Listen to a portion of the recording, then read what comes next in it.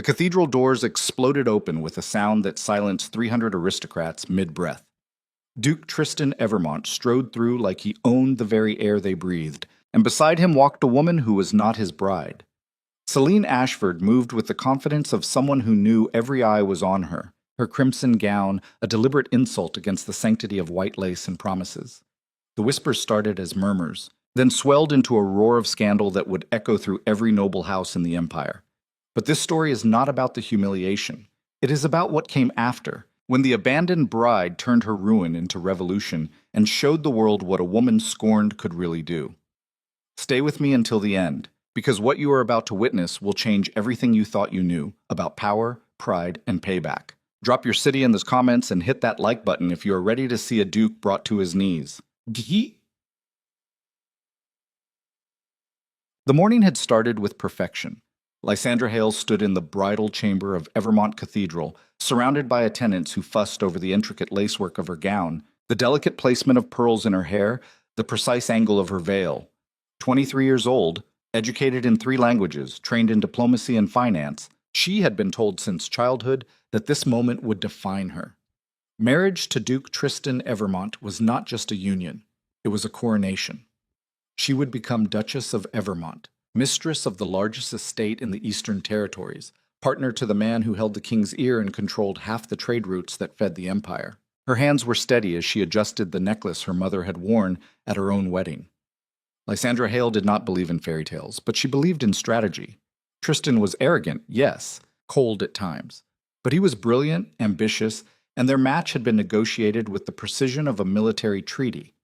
Her family gained access to Evermont influence.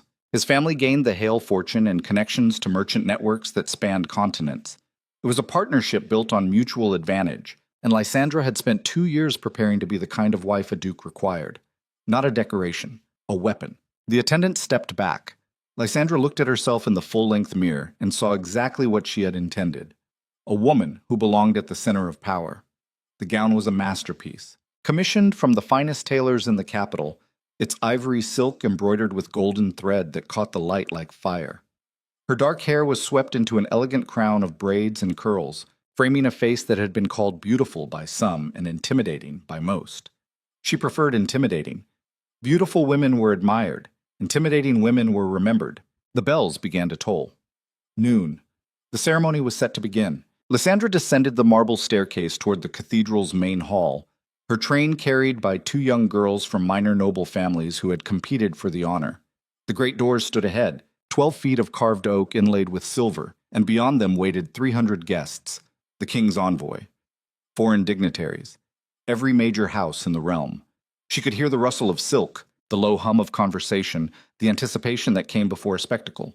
The doors opened. She stepped into the light, and immediately she knew something was wrong. The guests were not looking at her. Every head in the cathedral had turned toward the entrance behind her, toward the outer courtyard where carriages deposited latecomers. The murmurs started low, confused, then rose in pitch and volume until they drowned out the choir that had begun to sing. Lysandra stopped mid-aisle, her heart beginning to hammer against her ribs. She turned. Through the open cathedral doors she saw him. Tristan Evermont arrived in a carriage that bore his family crest, but he was not alone. Beside him, descending from the carriage with a smile that could cut glass, was Celine Ashford, actress, socialite, mistress. Lysandra had known about Celine. Of course she had known. A woman did not enter an aristocratic marriage blind to her future husband's indiscretions. Mistresses were a reality of noble life, tolerated as long as they remained in the shadows, discreet and powerless. Celine Ashford had been neither discreet nor powerless, but Lysandra had calculated that once the marriage was official, once she held the title of Duchess, she would have the leverage to manage that situation. She had planned for it. She had not planned for this. Celine wore red, not the muted burgundy that might pass for formal attire, but a brilliant, scandalous crimson that screamed defiance. The gown was cut low, designed to draw every eye, and her blonde hair fell in perfect waves over bare shoulders. She walked beside Tristan not as a guest, not as a subordinate, but as an equal. Her hand rested on his arm, her chin was high, and as they approached the cathedral entrance, as 300 aristocrats collectively held their breath, Celine looked directly at Lysandra and smiled. Tristan was late. 40 minutes late to his own wedding, and he had brought his mistress to the ceremony. The whispers became shouts, gasps, exclamations of shock.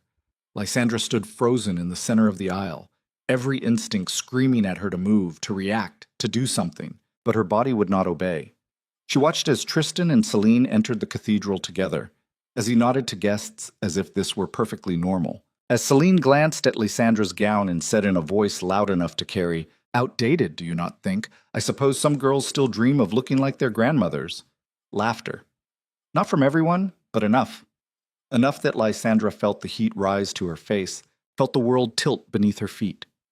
She looked at Tristan, waiting for him to correct this, to send Celine away, to salvage what remained of propriety. But Tristan only looked at her with an expression she had never seen before. Not love, not even cruelty, just indifference. He walked past her. Celine followed. They moved toward the altar as if Lysandra were not there, as if this were their wedding and she were the intruder. The bishop stood at the front, his face pale, uncertain.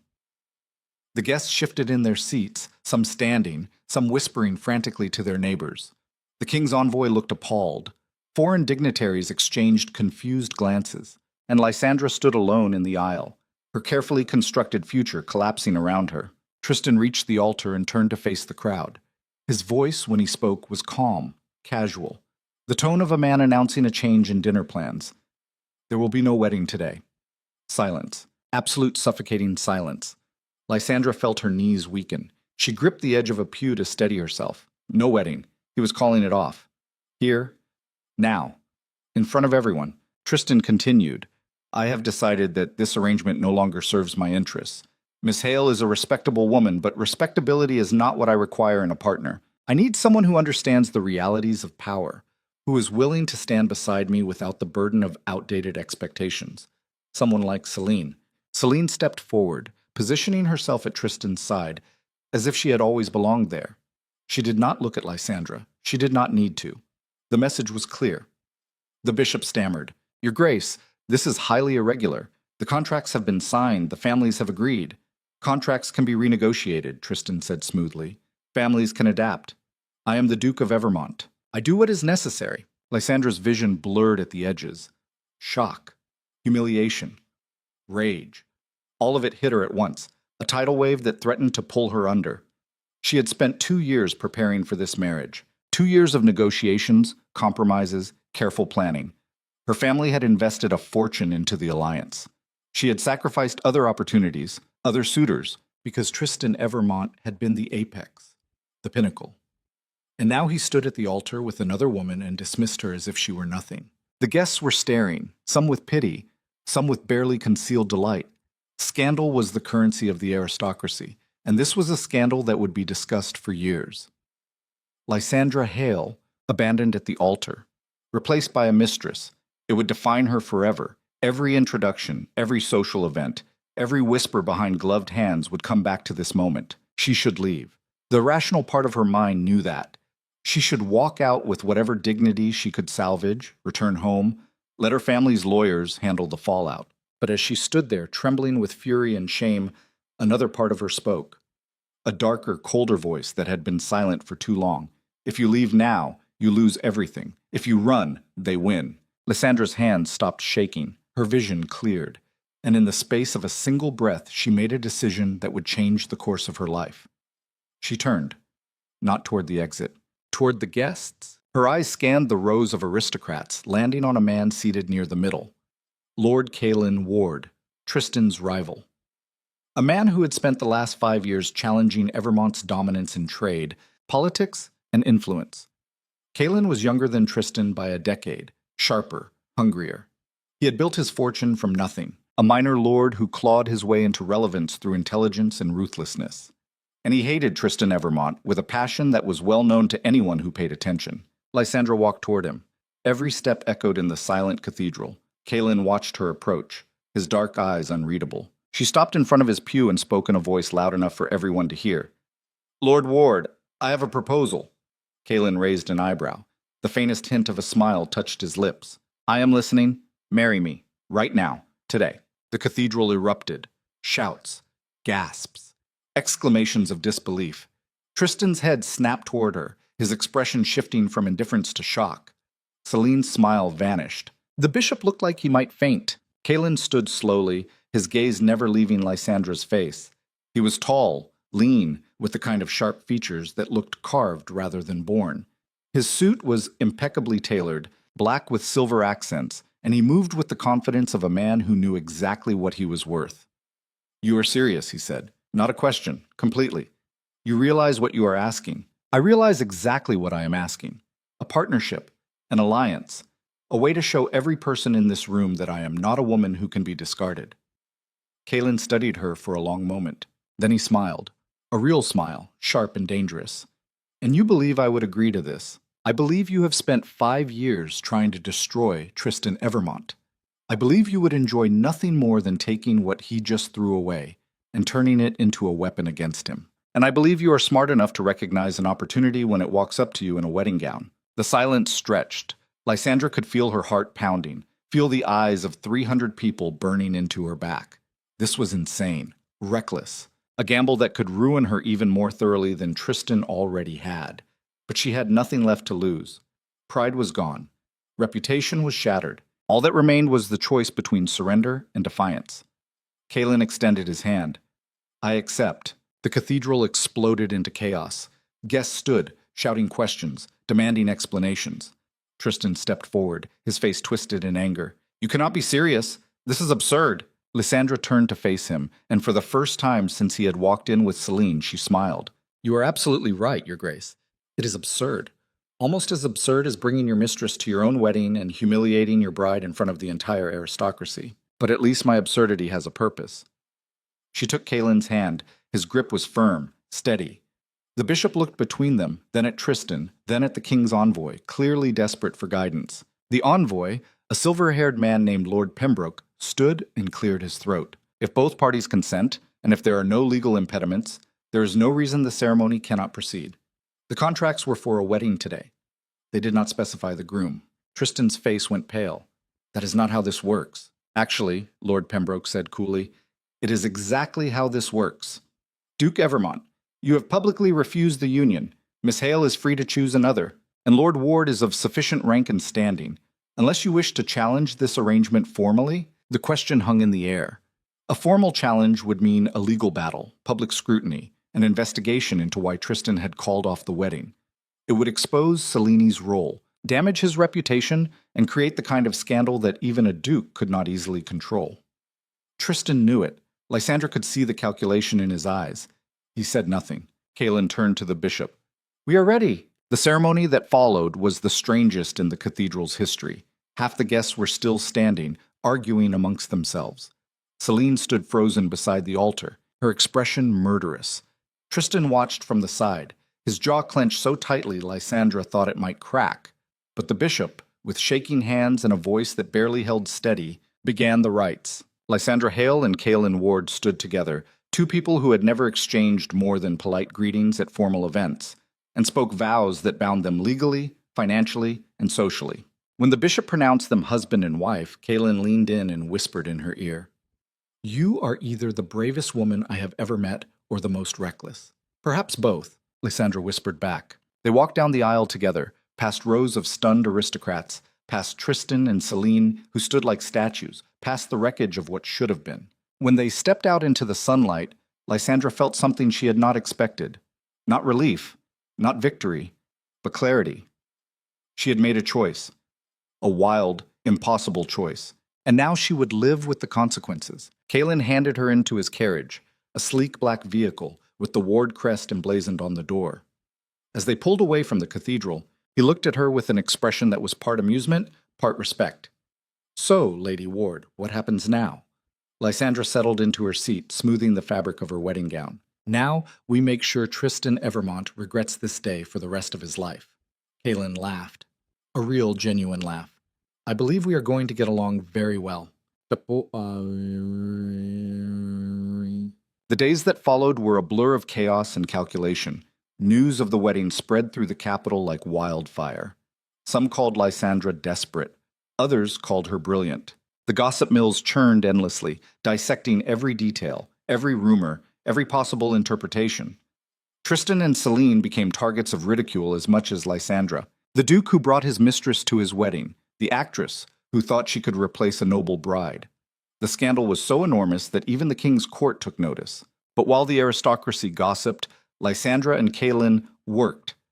They met in the study of Kaelin's estate, a sprawling mansion on the western edge of the capital. It was smaller than Evermont Manor, but more modern, filled with books, maps, and documents that spoke to a mind constantly at work. Kaelin spread a set of ledgers across the desk and gestured for Lysandra to sit. Tristan's power comes from three sources, he said without preamble: land, trade, and political connections. He owns the largest estate in the East, controls major trade routes through the southern ports, and has spent decades building alliances with key members of the King's Council. If we want to break him, we need to dismantle all three. Lysandra studied the ledgers. Her education had included finance, and she read the numbers with the ease of someone who had been trained to see patterns. The Hale family controlled merchant networks. Her father's ships moved goods across continents. Her connections could reroute trade away from Evermont-controlled ports. I can handle the trade routes, she said. My family will support this. Tristan humiliated them as much as he humiliated me. They will want revenge. Good. Kaelin flipped to another page. But trade alone will not be enough. Tristan's political alliances are deep. He has the loyalty of at least 6 council members, maybe more. We need leverage. Lysandra leaned back in her chair thinking. Leverage meant information, secrets, the kind of knowledge that could turn allies into enemies, and she knew exactly where to find it. Celine Ashford, she said. Kaelin looked up sharply. The mistress? She is not just a mistress. She is a socialite, an actress.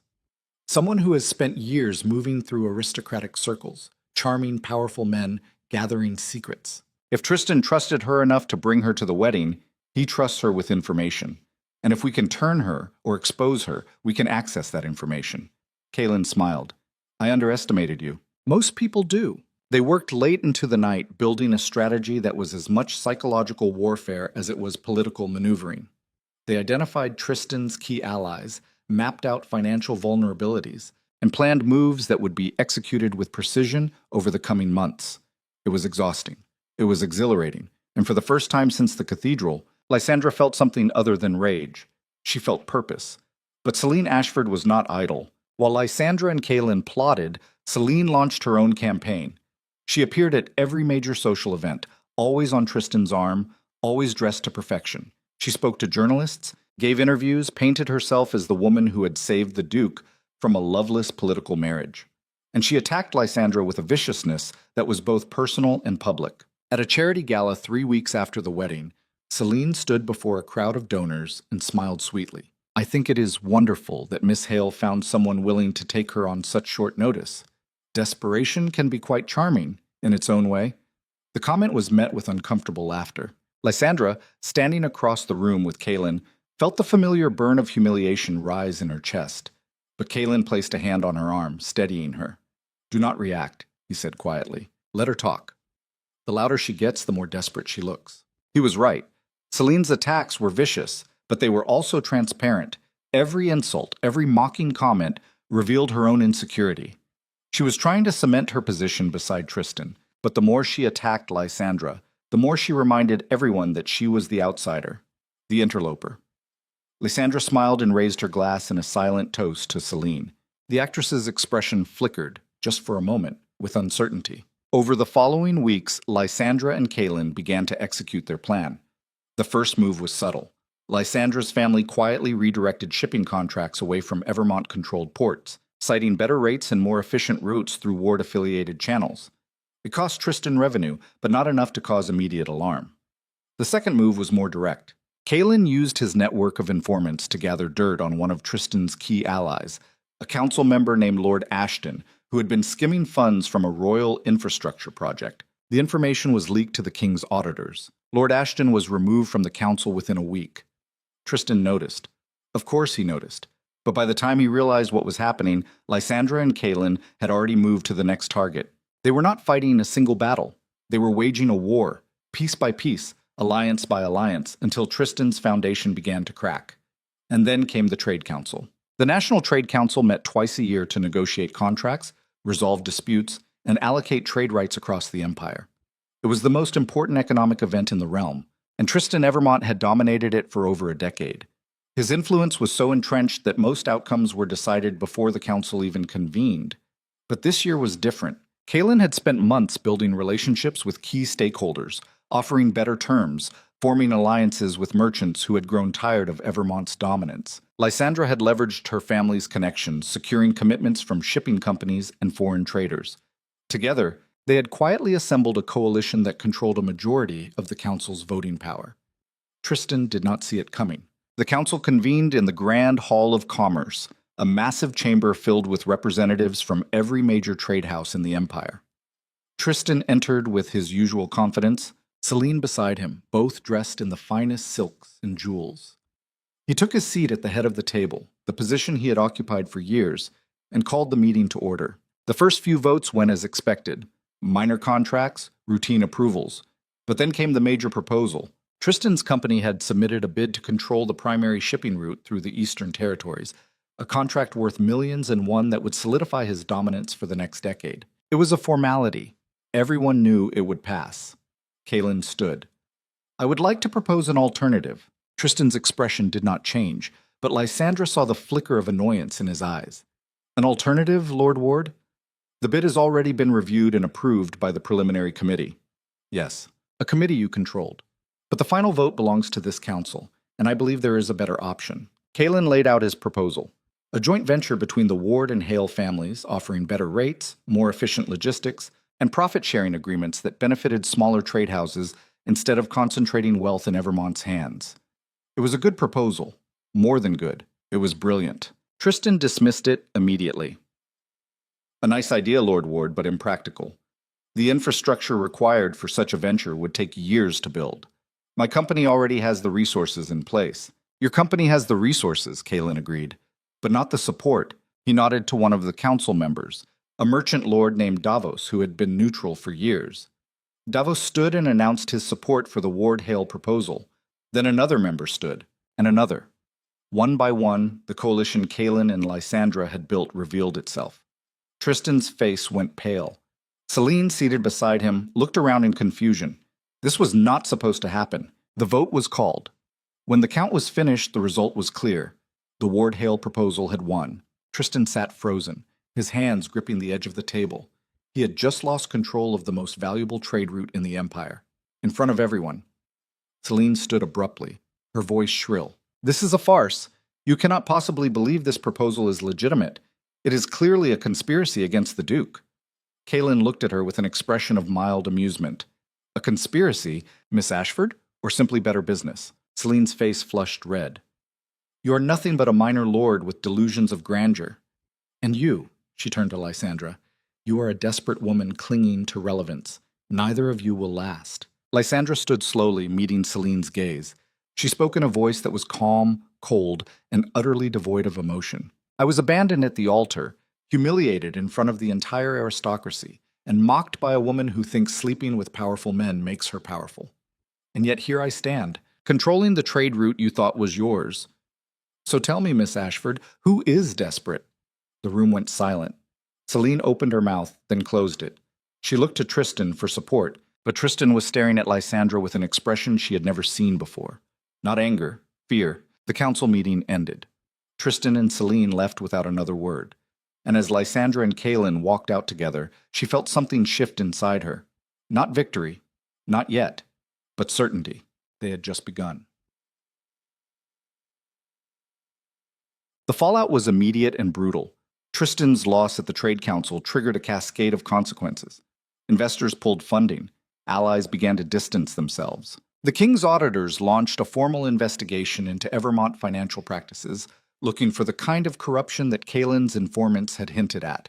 And Celine, who had spent weeks positioning herself as Tristan's partner, suddenly found herself excluded from events she had once dominated. The aristocracy was fickle. They loved a winner. And Tristan was no longer winning. Celine lashed out. She gave interviews to scandal sheets accusing Lysandra of manipulation and Kalen of bribery. She appeared at social events uninvited, making scenes that only solidified her reputation as unstable. And as her desperation grew, she made a critical mistake. She tried to blackmail Lord Davos. Davos, the merchant lord who had supported the Ward-Hale proposal, had secrets. Celine knew them because Tristan had told her in confidence, She threatened to expose Davos's affair with a married noblewoman unless he switched his vote at the next council meeting. But Davos did not capitulate. He went straight to Kaelin. Kaelin brought the evidence to Lysandra. Letters, recorded conversations, proof that Selene had been using information from Tristan to manipulate council members for months. It was exactly the leverage they needed. Lysandra stared at the documents spread across the desk. If we release this, Tristan is finished. It proves he was using Selene to conduct illegal influence operations. Kaelin nodded. It also proves that Selene is not just a mistress. She is an accomplice. The King's Council will have no choice but to act. Lysandra hesitated. This was the moment. The choice between calculated strategy and total destruction. If they released the evidence, Tristan would lose everything. His title could be stripped, his fortune seized. He could face exile or worse, and Selene would be tried for conspiracy. It would be justice, revenge, everything she had worked for. But it would also make her the woman who destroyed a duke, the woman who used scandal and secrets to annihilate her enemies. Was that who she wanted to be? Kaelin watched her, waiting. What do you want to do? Lysandra looked at the evidence. Then she looked at her reflection in the window, the woman she had become over the past months. Stronger, harder, more ruthless than she had ever imagined. Release it, she said, all of it. The scandal broke 3 days later. Every major publication in the Empire ran the story. Duke Tristan Evermont and his mistress Selene Ashford implicated in corruption and illegal influence operations.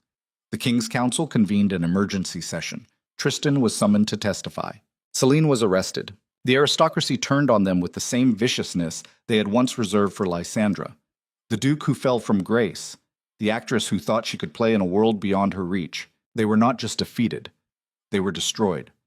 Lysandra watched it all unfold from Kaelin's estate, a glass of wine in her hand. She felt no joy, no triumph, only a cold, hollow certainty that this was what power required.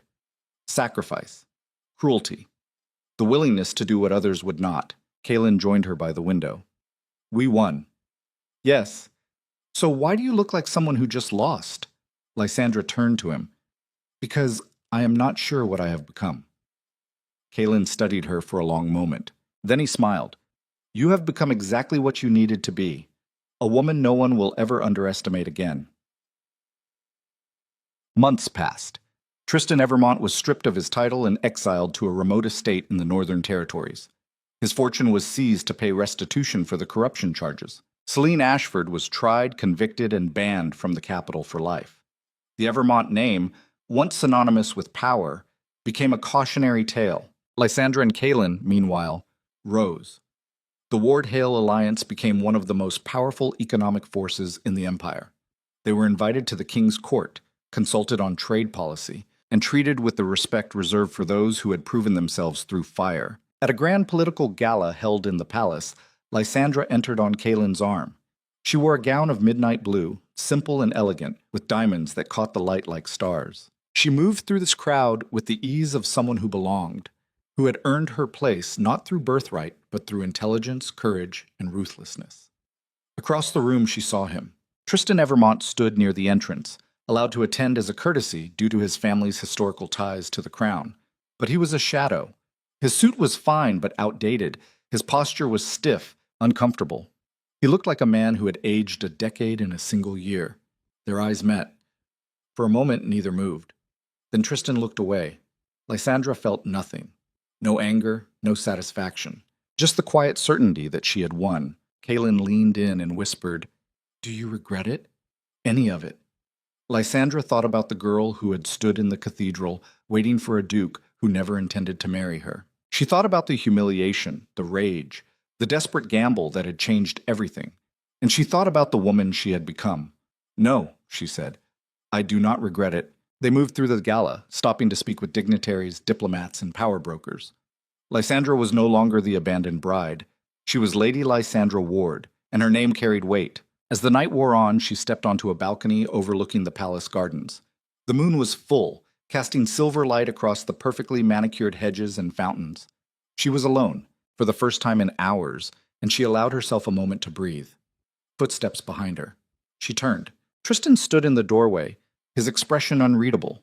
They stared at each other in silence. Then he spoke, his voice rough. "I underestimated you." Lysandra inclined her head. "Yes, You did. I thought you would run, thought you would disappear and let the scandal fade.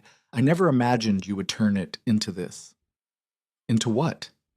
Into power. Tristan stepped closer, and for a moment, Lysandra saw a flicker of the man he had been.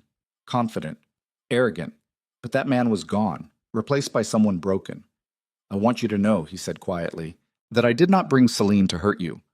I brought her because I genuinely believed she was the better choice. I was wrong. Lysandra looked at him. Apologies mean nothing now. I know, but I needed to say it anyway. He turned to leave, then paused. For what it is worth, you were always too good for me. I just did not realize it until it was too late. He walked away, disappearing into the gala. Lysandra watched him go, and for the first time since the cathedral, she allowed herself to feel something other than cold calculation. Pity. Kaylin appeared beside her. Everything all right? Yes, just ghosts. He smiled. We all have those. They stood together in comfortable silence, looking out over the gardens, and Lysandra realized that this was the life she had built. Not the one she had planned, not the fairy tale she had been promised, but one she had forged from ruin, scandal, and sheer willpower. It was hers, and no one could take it from her. But deep in the shadows of the palace, in a corridor where servants whispered and secrets were traded like currency, a figure watched Lysandra from the darkness. A woman with pale skin and cold eyes, dressed in servant's clothes that hid a far more dangerous identity. She had been sent by forces that moved beyond aristocratic rivalries, beyond trade councils and political alliances. Forces that had been watching Lysandra Ward very carefully, and they had decided it was time to make their move. The woman smiled. The game, she thought, has only just begun. The woman in the shadows did not move for a long time. She watched Lysandra Ward through the gap in the curtains, watched the way she stood on that balcony like someone who had conquered the world and found it smaller than expected. The woman had been watching for weeks now, months, if you counted the preliminary surveillance, and what she had learned was both useful and concerning. Lysandra Ward was not supposed to exist. Not like this. The plan had been simple. Tristan Evermont would marry the Hale girl, consolidate power, and become a reliable asset for the organization that operated in the spaces between governments and corporations. The woman's employers did not care about aristocratic drama. They cared about control. And Tristan had been controllable, predictable, a man whose arrogance made him easy to manipulate. But Lysandra had destroyed that. She had turned humiliation into revolution, scandal into strategy, and in doing so, she had created a variable that no one had planned for. The Ward-Hale alliance was too powerful, too independent. Lysandra herself was too intelligent, too observant. She asked the wrong questions. She noticed patterns that most people missed, and that made her dangerous. The woman stepped back from the curtain and disappeared into the corridor. She had seen enough. Tomorrow, she would send her report, and the organization would decide what to do about the problem of Lysandra Ward. But tonight, Lysandra stood on the balcony and felt nothing but the cold satisfaction of victory. She did not know about the woman in the shadows. She did not know about the forces gathering against her. She only knew that she had won, that Tristan was broken, that Celine was gone, and that her name now carried the kind of weight that could move empires. Kaylin joined her, 2 glasses of champagne in hand. He offered one to her and she took it, their fingers brushing in a moment of connection that had become familiar over the months. Their marriage had started as strategy, but somewhere along the way it had become something else.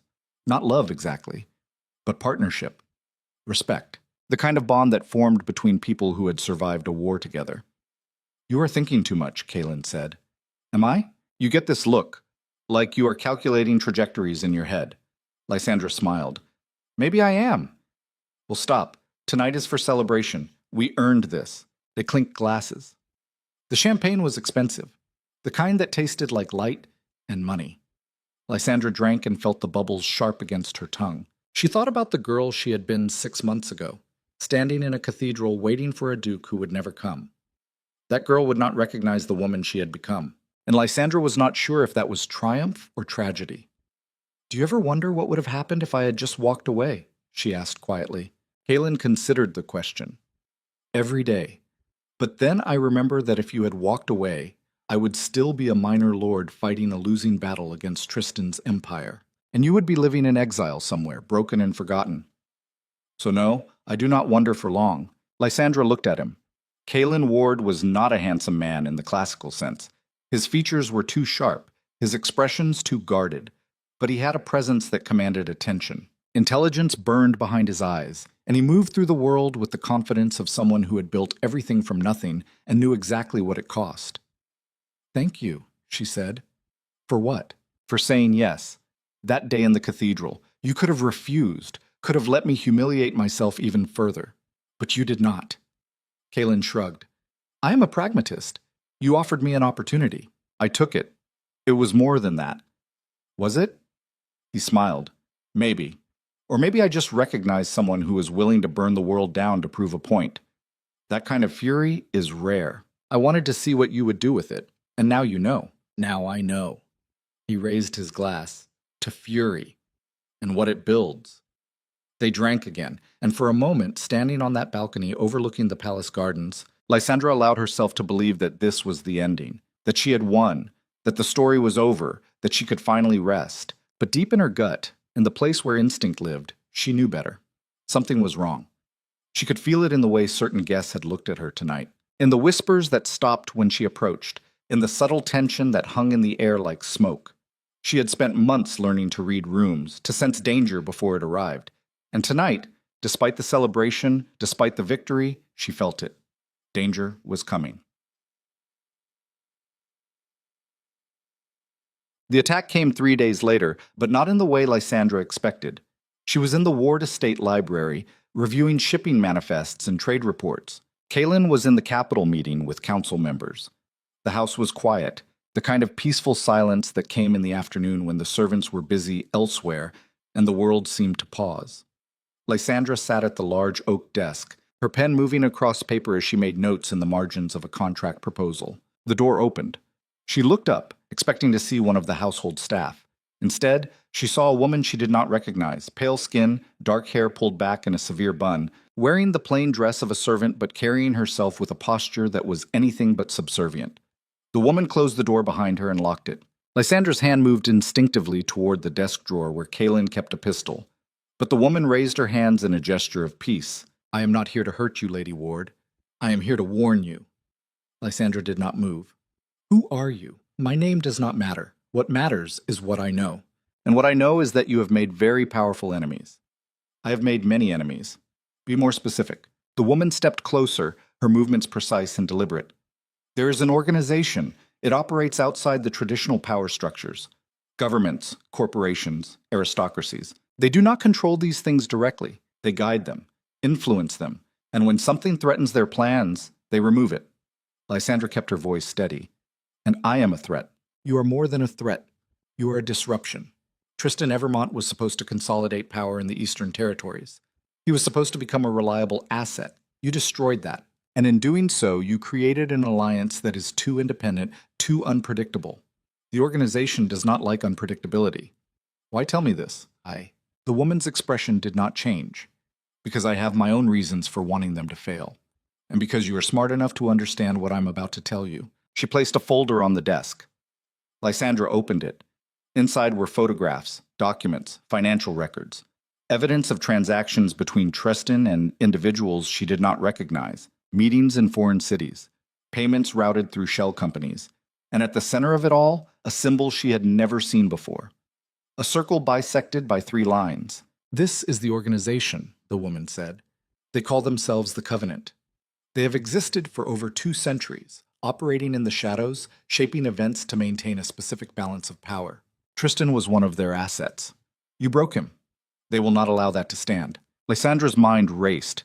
If this was true, if such an organization existed, then everything she had accomplished was built on a foundation that could collapse at any moment.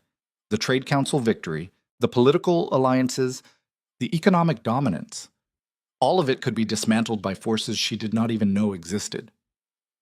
"What do they want?" she asked. "They want you neutralized, discredited, exiled, or dead. They do not care which. But they will act soon. You have perhaps 2 weeks before they make their move. And you are telling me this why? Because I want you to survive. And because if you do, you might be able to help me destroy them." Lysandra studied the woman. There was no warmth in her expression, no hint of altruism. This was a transaction, an exchange of information for potential alliance. And Lysandra understood transactions. "What do you need from me?" "For now, nothing. Just survive." When the time comes, I will contact you again. But until then, trust no one. Not your allies, not your staff, not even your husband. Kaylin is not part of this. Are you certain? The woman's eyes were cold. The Covenant has assets everywhere. They recruit people who are ambitious, intelligent, capable. People exactly like Kaylin Ward. Lysandra felt a chill run down her spine. You are lying. Am I? Or are you just afraid that I might be telling the truth? Before Lysandra could respond, the woman turned and unlocked the door. She paused at the threshold. 2 weeks, Lady Ward. Use them wisely. She left. The door closed behind her with a soft click, and Lysandra sat alone in the library, staring at the folder on the desk, her mind spinning with possibilities and paranoia. Could Kaylin be compromised? No. Impossible. He had risked everything to build their alliance. He had stood beside her when no one else would, but the woman's words echoed in her head. Trust no one. Lysandra grabbed the folder and locked it in the desk drawer. Then she sat back and forced herself to breathe, to think clearly. If the Covenant was real, if they were moving against her, then she needed to act fast. But she also needed to be smart. Panic would get her killed. Fear would make her sloppy. She had survived Tristan Evermont's betrayal. She had turned humiliation into power, and she would survive this too.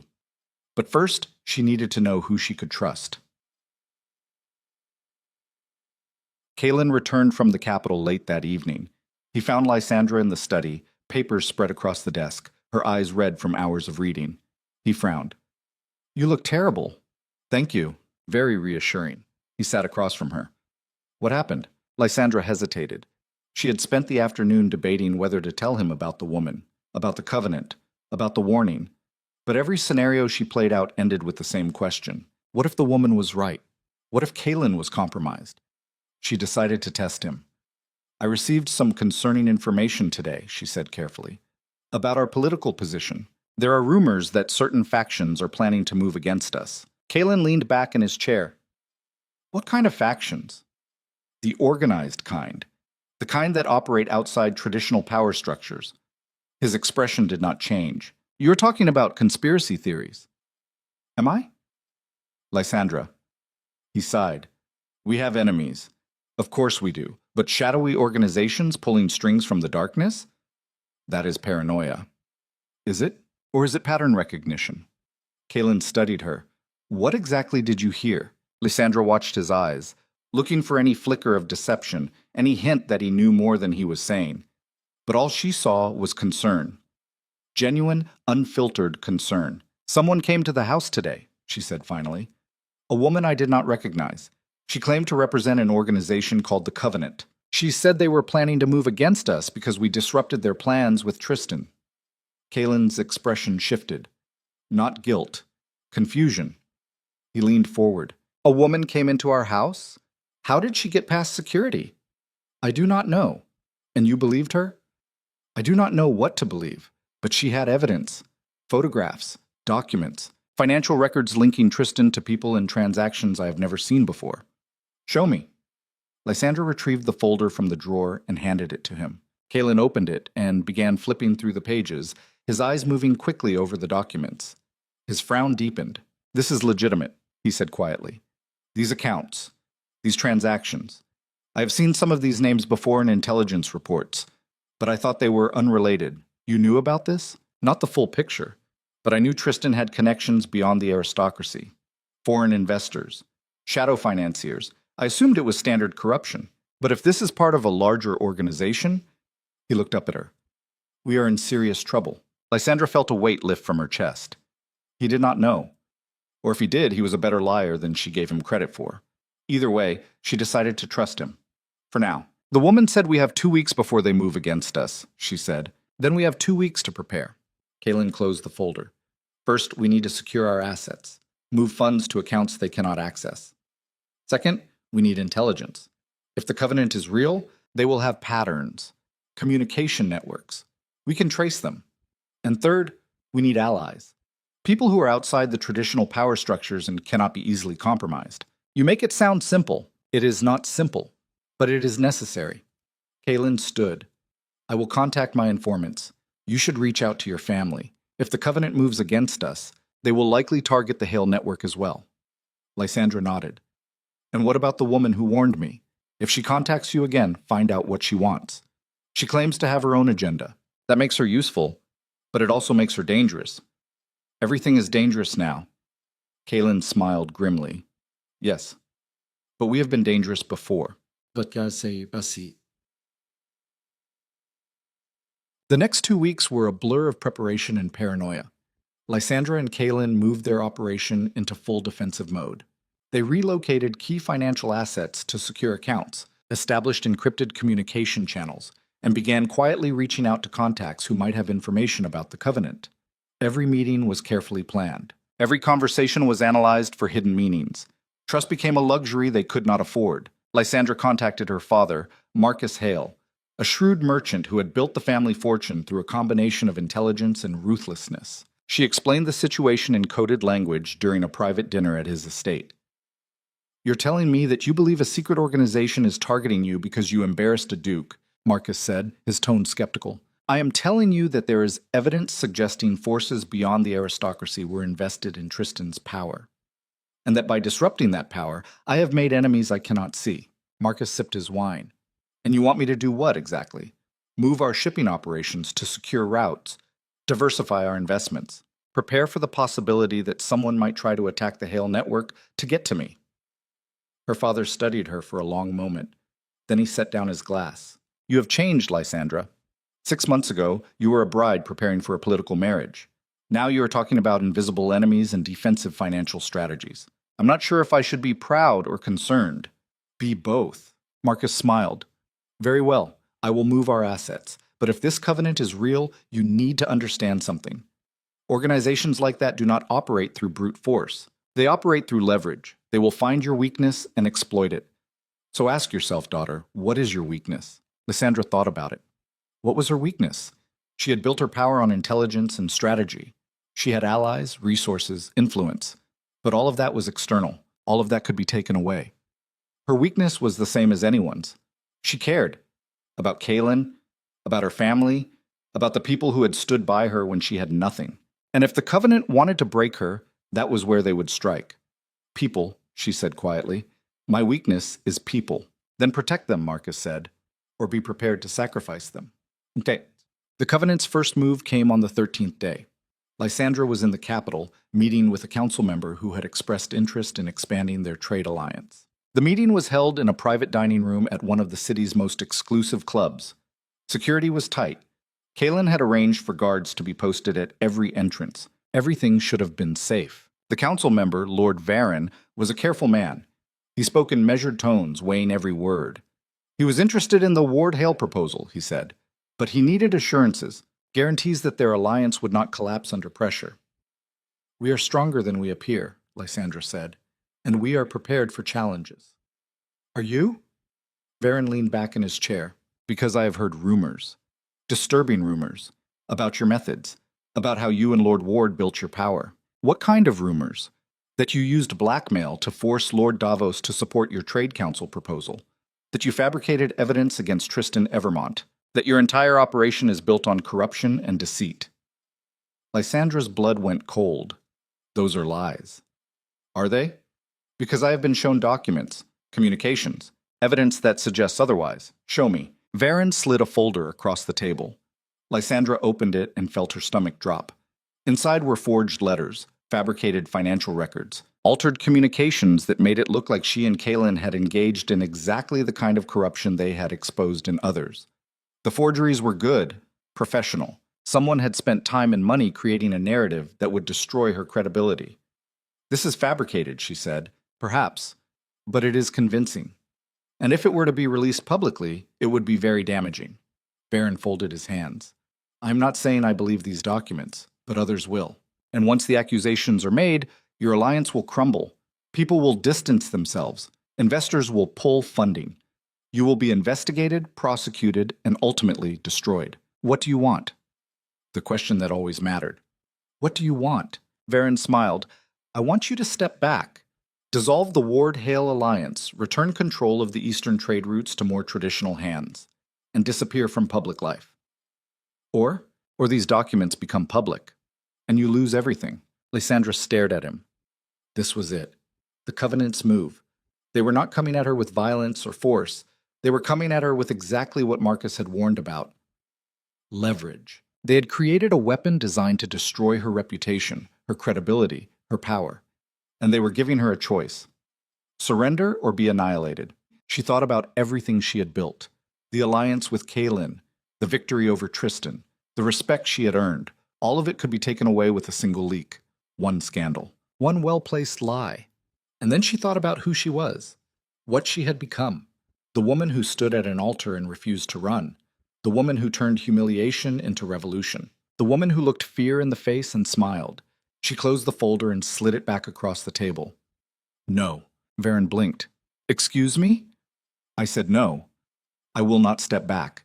I will not dissolve the alliance, and I will not disappear. You understand what you are refusing? I understand perfectly. You are threatening to destroy my reputation with forged documents. But here is what you do not understand. I have already been destroyed. I have already stood in front of the entire aristocracy and been humiliated. I have already been called desperate, pathetic, broken. And I survived it. So go ahead. Release your documents. Make your accusations. I will fight every single one in public, and I will make sure everyone knows exactly who is behind them. Varen's smile faded. You are making a mistake. Perhaps, but it is my mistake to make. She stood and walked out. Her hands were shaking, her heart pounding, but she did not look back. Behind her, she heard Varen call out, You cannot win this, Lady Ward. They are too powerful. Lysandra kept walking. She met Kaelin at a safe house on the edge of the city. He was waiting for her, his expression grim. He had received his own visit, his own threats. The Covenant was moving against both of them simultaneously, trying to break their alliance from the inside. They offered you a deal, Kaelin said. It was not a question. Yes. And you refused. I refused. Kaelin nodded slowly. Then we are committed. No going back. No going back. He poured 2 glasses of whiskey and handed her one. They drank in silence, and Lysandra realized that this was the point of no return, the moment where retreat was no longer an option. They had built something powerful, something dangerous, and now they would either defend it or watch it burn. What do we do now? She asked. Kaelin looked at her with an expression she had seen before, the same expression he had worn in the cathedral when she proposed marriage, the look of a man who had just been offered a war and decided to accept. We fight, he said. We find the Covenant. We expose them. And we make sure they regret ever thinking we could be broken. Lysandra raised her glass. To war, then. To war. They drank. And somewhere in the shadows of the city, the woman with the pale skin and cold eyes watched through a window and smiled. The game had truly begun. The war began not with armies or declarations, but with silence. The kind of silence that settles over a city when powerful people stop talking and start calculating. Lysandra and Kaelin spent the first 72 hours after the meeting with Lord Varen fortifying their position. They moved assets, encrypted communications, and reached out to every ally they had cultivated over the past months. But even as they worked, Lysandra felt something shifting beneath the surface, a tremor in the foundation that she could not quite identify. Power is a strange beast. People think it is about money or titles or armies, but real power lives in perception. In the moment when someone walks into a room and everyone else adjusts their posture, in the instant when a name is spoken and voices lower, Lysandra had tasted that kind of power. She had watched men who once ignored her now seek her approval. And she understood that what the Covenant was really attacking was not her wealth or her alliance. They were attacking the perception, the belief that she could not be touched, and perception could be shattered with a single well-placed blow. The blow came on the 4th day. Lysandra was in the Ward estate reviewing security reports when Kaelin burst through the door. His face was pale, his jaw tight. He carried a newspaper in his hand, the kind printed on cheap paper and sold on street corners, the scandal sheets that fed on gossip and ruin. He threw it on the desk in front of her. The headline screamed in bold black letters, Lady Ward exposed, corruption and blackmail at the highest levels. Below it, a photograph. Lysandra and Lord Davos in what appeared to be a private meeting. The angle suggested intimacy, conspiracy. And beside it, reproductions of the forged documents Varen had shown her. Letters that made it look like she had threatened Davos. Financial records that suggested bribes. Communications that painted her as exactly what her enemies wanted the world to see. A schemer. A manipulator. A woman who had bought her way to power through lies and coercion. Lysandra's hands went numb. They did it. They actually released the forgeries. Not just released, Kalen said, his voice rough. Distributed. Every major publication in the Empire received copies this morning. The broadsheets are running verification checks, but the scandal rags printed it immediately. By noon, everyone in the capital will have seen this. She looked up at him. We knew this was coming. We prepared for it. We prepared for accusations. Not for this level of coordination. Kalen paced the room like a caged animal. They did not just leak documents, they orchestrated a campaign. Testimonials from anonymous sources. Statements from minor nobles claiming you threatened them. Even Lord Davos has gone silent. He will not confirm or deny anything. Davos is protecting himself. Exactly. And if he will not stand by us, others will follow. People protect their own interests first. Always. Lysandra felt the walls closing in. This was the moment the Covenant had been building toward. Not violence, not direct confrontation, just the slow, methodical destruction of credibility. Once the accusations were public, once doubt was planted, the truth became irrelevant. People would believe what they wanted to believe. And most people wanted to believe that someone like her, a woman who had risen too far too fast, must have cheated. What do we do? She asked quietly. Kalen stopped pacing. We fight it. Publicly. We release our own statement. We produce evidence that the documents are forged. We force an investigation. And if the investigation is controlled by people allied with the Covenant, then we are finished. The words hung in the air between them. Finished. Everything they had built. Everything they had fought for. All of it could collapse in a matter of days if they could not control the narrative. Lysandra stood and walked to the window. Outside, the grounds of the Ward estate stretched toward gardens and forests beyond. It looked peaceful, serene, a lie, just like everything else. She thought about the girl who had stood at the altar 6 months ago. That girl had believed in rules, in fairness, in the idea that if you played the game correctly, you would be rewarded. But that girl was dead, killed by a duke who thought he could humiliate her without consequence. The woman who remained understood a darker truth. There were no rules, only power. And power was taken, not given. Release the statement, she said. Challenge the documents publicly. And find me the woman who warned us. If she knows about the Covenant, she knows how they operate. We need that information. Kalen nodded and left to make the arrangements. Lysandra remained at the window, watching the sunlight filter through trees, and wondered if this was what it felt like to drown. The slow realization that no matter how hard you fought, the water was rising faster than you could swim. But she was not ready to drown. Not yet. Bossits. The public statement was released that afternoon. Lysandra and Kalen held a press conference in the grand hall of the Ward estate, standing before a sea of journalists and aristocrats who had come to watch the spectacle. Lysandra wore black, simple and severe, the kind of outfit that projected strength without arrogance. Kalen stood beside her, his expression carved from stone. The accusations made against Lady Ward are fabrications, Kalen said, his voice cutting through the murmurs. The documents published this morning are forgeries created by individuals seeking to destroy our alliance. We have already submitted these materials to independent forensic experts who will verify their fraudulent nature. We welcome a full investigation. A journalist raised her hand. Lady Ward, do you deny threatening Lord Davos? Lysandra stepped forward. I had business dealings with Lord Davos. Those dealings were conducted with complete transparency and within all legal boundaries. The suggestion that I engaged in blackmail is a lie designed to discredit me, because I refuse to be controlled by those who believe power should remain in the hands of a select few. Another voice from the crowd. What about the financial irregularities mentioned in the reports? There are no irregularities. Our accounts have been audited multiple times. Every transaction is documented. We invite anyone who questions our legitimacy to examine the records themselves. But the journalists were not interested in records or evidence. They were interested in scandal. And as the questions continued, Lysandra realized that the press conference was not changing minds. It was just feeding the story, giving it oxygen. The more she defended herself, the more guilty she appeared. This is power's cruel paradox. When you are rising, every success reinforces your image. But when you are falling, every defense sounds like desperation. And desperation is blood in the water. The conference ended badly. Lysandra and Kalen retreated to the study, where they watched the coverage unfold on multiple news feeds. The headlines were brutal. Lady Ward denies everything. Ward Alliance under fire. Is this the end of the Hale Ward dynasty? Kalen slammed his fist on the desk. We are losing control of this. Lysandra did not respond.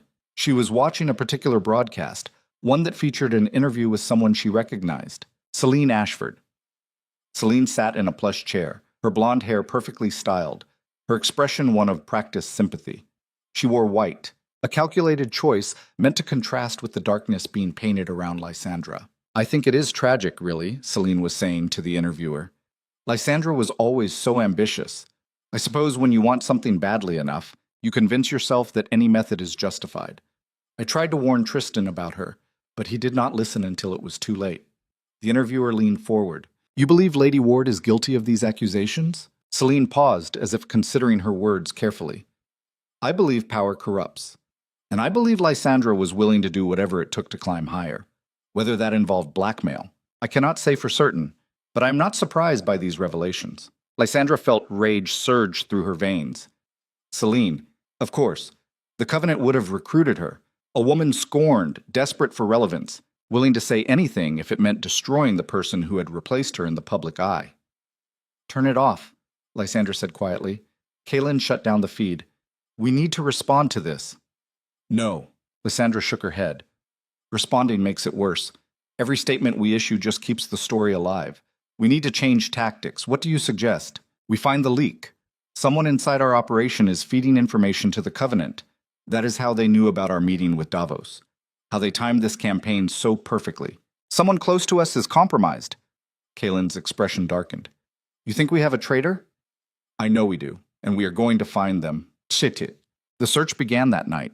Lysandra and Kalen worked with brutal efficiency, reviewing communications, tracking movements, analyzing patterns. They interviewed staff, cross-referenced schedules, and looked for any inconsistency. It was exhausting work. The kind of paranoia that turned allies into suspects and every conversation into a potential trap. But on the second day of the investigation, they found something. A communication log from one of their senior advisors, a man named Corwin Gray who had been with Kalen since the beginning. Corwin had sent encrypted messages to an unknown recipient on 3 separate occasions, always late at night, always after key strategic meetings. The messages were heavily coded, but the pattern was clear. Information was being passed out. Kalen stared at the log, his face ashen. Corwin, I have known him for 8 years. People change, Lysandra said. Or perhaps they were never what you thought they were. They brought Corwin in under the pretense of a routine briefing. He entered the study looking tired but composed, a man in his 40s with graying hair and the calm demeanor of someone who had weathered many storms. He sat across from them and smiled. What can I do for you? Kalen slid the communication log across the desk. You can start by explaining these. Corwin looked at the papers. His expression did not change, just steady calm. I do not know what you are referring to. Encrypted messages sent from your personal account to an unknown recipient, sent immediately after our most sensitive meetings. Explain that. I communicate with many people as part of my duties. I cannot be expected to recall every message. These were not official communications. They were sent through a private channel, and they correspond exactly with leaks that have damaged our position. Corwin met Kalen's gaze. You are accusing me of being a traitor. I am asking you to explain yourself. And here it is. The moment when loyalty is tested and found wanting. The moment when someone you trusted reveals themselves to be something else entirely. Corwin did not panic, did not protest. He simply leaned back in his chair and sighed. You are never going to win this, he said quietly. Kalen's hands clenched into fists. How long? From the beginning. Corwin's voice was matter-of-fact. I was recruited by the Covenant 5 years ago. Long before you ever met Lady Ward. They saw potential in you, Kalen. They thought you could be useful. And you were, for a time. But then she came along. She changed everything. Lysandra felt ice spread through her chest. You have been feeding them information all along. Every meeting, every strategy, every move you made. They knew because I told them. Corwin looked at her with something that might have been pity. You are brilliant, Lady Ward. Truly. The way you turned your humiliation into power was remarkable, but you never understood the game you were playing. This is not about aristocratic rivalries or trade routes. This is about maintaining balance. And you disrupted that balance. Kalen stood, his chair scraping against the floor. You betrayed me. After everything. I served a higher purpose. And when this is over, When you and Lady Ward are removed from the board, the Covenant will ensure I am well compensated. Lysandra watched him. This man who had been in their inner circle, who had advised them, supported them, pretended to be loyal, and she realized something that cut deeper than the betrayal itself. They had never been in control. Every victory they thought they had earned had been allowed to happen. Every move they made had been anticipated. The Covenant had been watching, waiting, guiding events from the shadows. And Corwin had been the eyes and ears embedded right at the center. "Where's the woman who warned me?" Lysandra asked. "The one with the pale skin and dark hair." Corwin smiled. "There is no woman. That was me. I wrote those documents, staged that meeting, created the entire scenario to make you paranoid, to make you distrust your allies, to isolate you. And it worked. The floor dropped out from under Lysandra's world. The warning, the evidence about the Covenant, all of it had been fabricated, a trap designed to make her react exactly the way she had, to make her defensive, suspicious, aggressive, to turn her into the villain the forged documents portrayed. "Why tell us this?" Kalen asked, his voice barely controlled. "Because it no longer matters." Corwin stood. "By tomorrow morning, new evidence will surface. Communications between you and known criminals, financial ties to illegal operations, enough to trigger formal charges. You will be arrested, tried, and convicted, and there is nothing you can do to stop it." Kalen moved faster than Lysandra had ever seen him move. He grabbed Corwin by the collar and slammed him against the wall. "Give me one reason not to kill you right now." Corwin did not flinch. "Because killing me changes nothing. The evidence is already prepared. My death will only make you look more guilty." Kalen held him there for a long moment. Then he released him and stepped back, breathing hard. "Get out." "Gladly." Corwin adjusted his jacket. "You should have stayed small, Kalen. You would have been happier." He left. The door closed behind him, and Lysandra and Kalen stood in the study, surrounded by the wreckage of everything they had built. This is why power is so fragile. You can have wealth, influence, armies at your command, but if someone on the inside decides to betray you, all of that crumbles. Because power is not held alone. It is held in networks, in relationships, in the trust that binds people together. And when that trust is shattered, the collapse is total. Kalen sank into his chair. "We are finished." Lysandra wanted to argue, wanted to say they could still fight, still find a way out. But the truth was staring her in the face. Corwin was right. The Covenant had outplayed them at every turn. They had anticipated every move, countered every strategy, and planted poison at the very heart of their operation. Tomorrow, new evidence would surface. Charges would be filed. And no amount of denial or defense would matter. They had lost. Oh, the night stretched on in silence. Lysandra sat at the window, watching shadows move across the grounds. Kalen worked at his desk, going through documents as if searching for some answer buried in the papers. But there was no answer, just the slow tick of the clock counting down to dawn. At some point, Lysandra spoke. "What would you have done differently?" Kalen looked up. "What? If you could go back to the cathedral, to the moment I asked you to marry me, what would you have done differently?" He considered the question. "I would have said no." The words hit harder than Lysandra expected.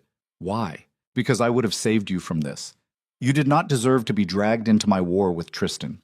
You did not deserve to become a target for forces you could not see. If I had refused you that day, you could have disappeared, started over somewhere quiet. You would have been humiliated, yes, but you would have been safe. And you? I would have continued fighting alone, and I would have lost. But at least I would have lost alone." Lysandra turned away from the window. "You're wrong." "About what?" "About safety. I did not want safety. I wanted to matter, to be more than just a bride abandoned at the altar, to prove that I could take the worst moment of my life and turn it into something powerful. And I did that. For a few months, I was someone who mattered. And now? Now I will be someone who fell." She smiled bitterly. "But at least I will be remembered. That is more than most people get." Kalen stood and crossed to her. "When they arrest us tomorrow, they will separate us, put us in different cells, turn us against each other. They will offer you deals. Immunity in exchange for testimony against me.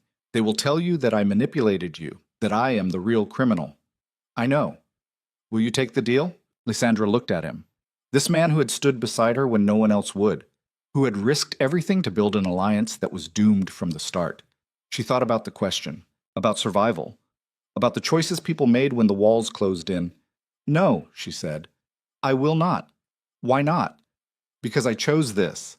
I chose you. I chose the war. And I will not betray that now. Kaelin smiled, a sad, broken smile. Then we go down together. Together.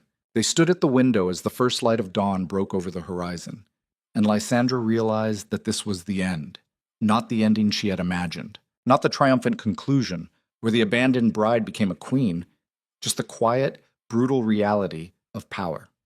You rose. You fought. And sometimes you lost.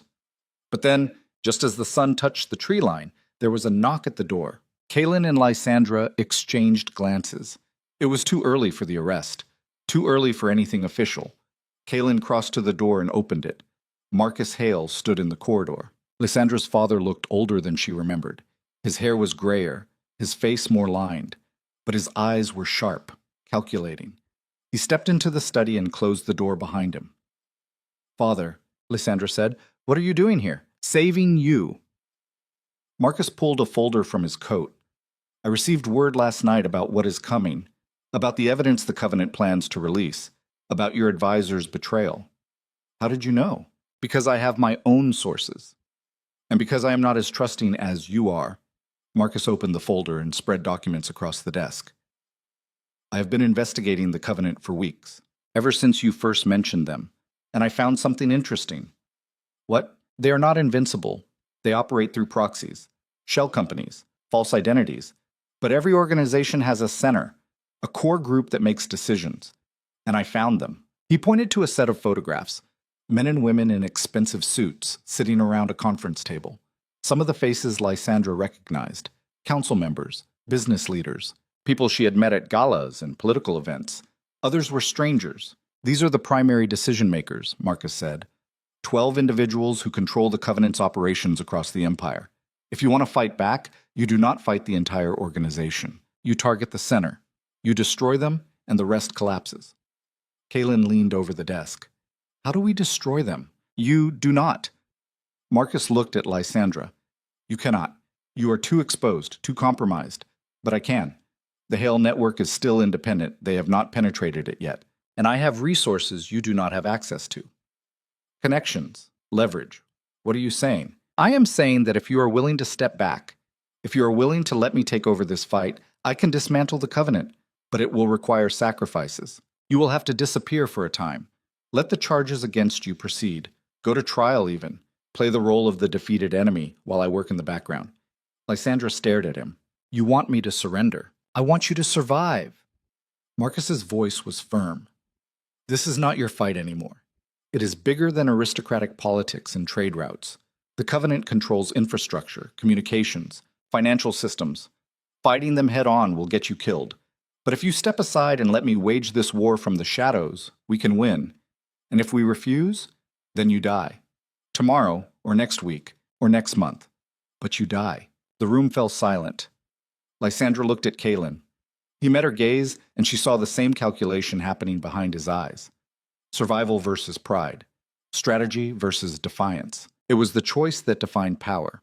When to fight and when to retreat. What would the sacrifice look like? Kaelin asked.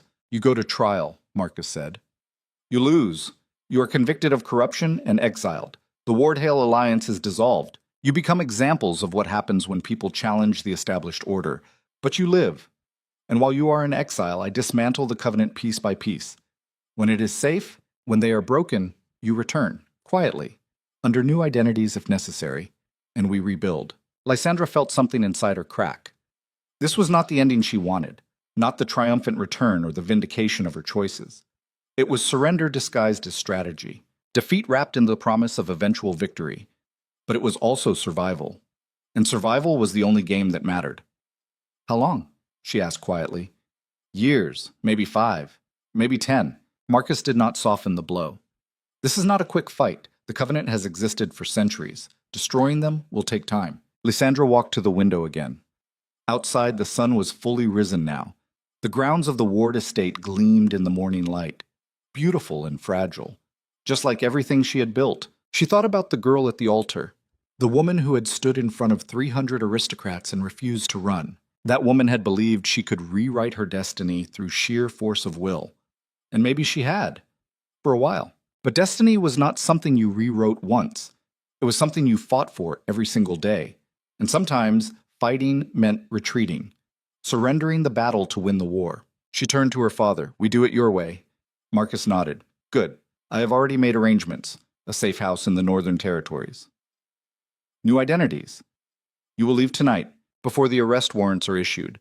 Let them think you fled in panic. It will make the trial easier to control. And you? I stay. I maintain the facade of the disappointed father whose daughter disgraced the family. And I start taking apart the covenant from the inside." Kaelin stood. "This is really happening. This is survival," Marcus said.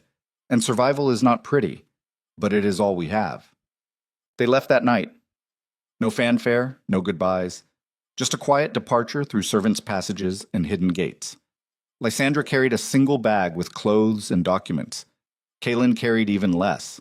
They rode in an unmarked carriage toward the northern borders, watching the capital disappear behind them.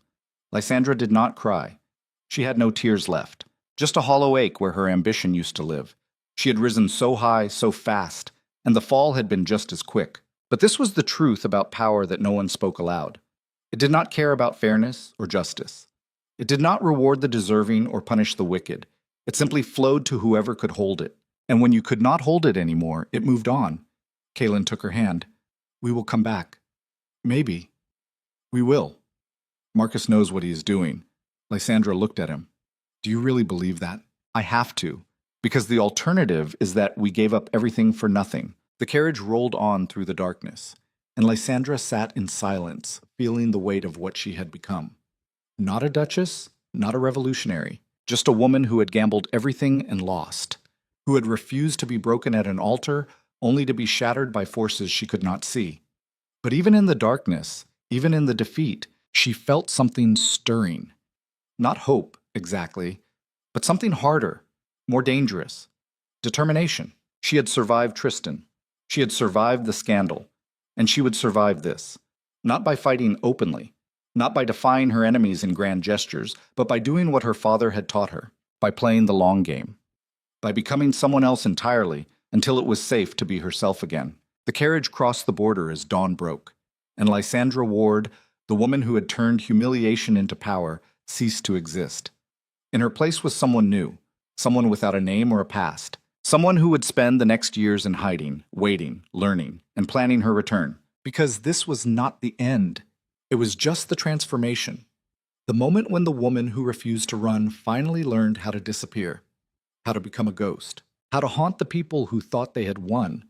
The covenant had broken her empire, but they had not broken her, and that would be their mistake. 5 years is a long time to be dead.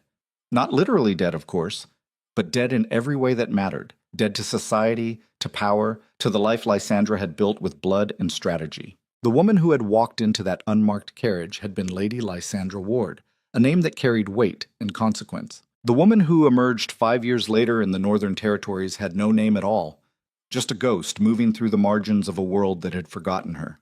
The safe house Marcus had arranged was a stone cottage on the edge of a fishing village, so remote that news from the capital arrived weeks late and nobody cared anyway. Lysandra and Kaelin lived there under assumed names.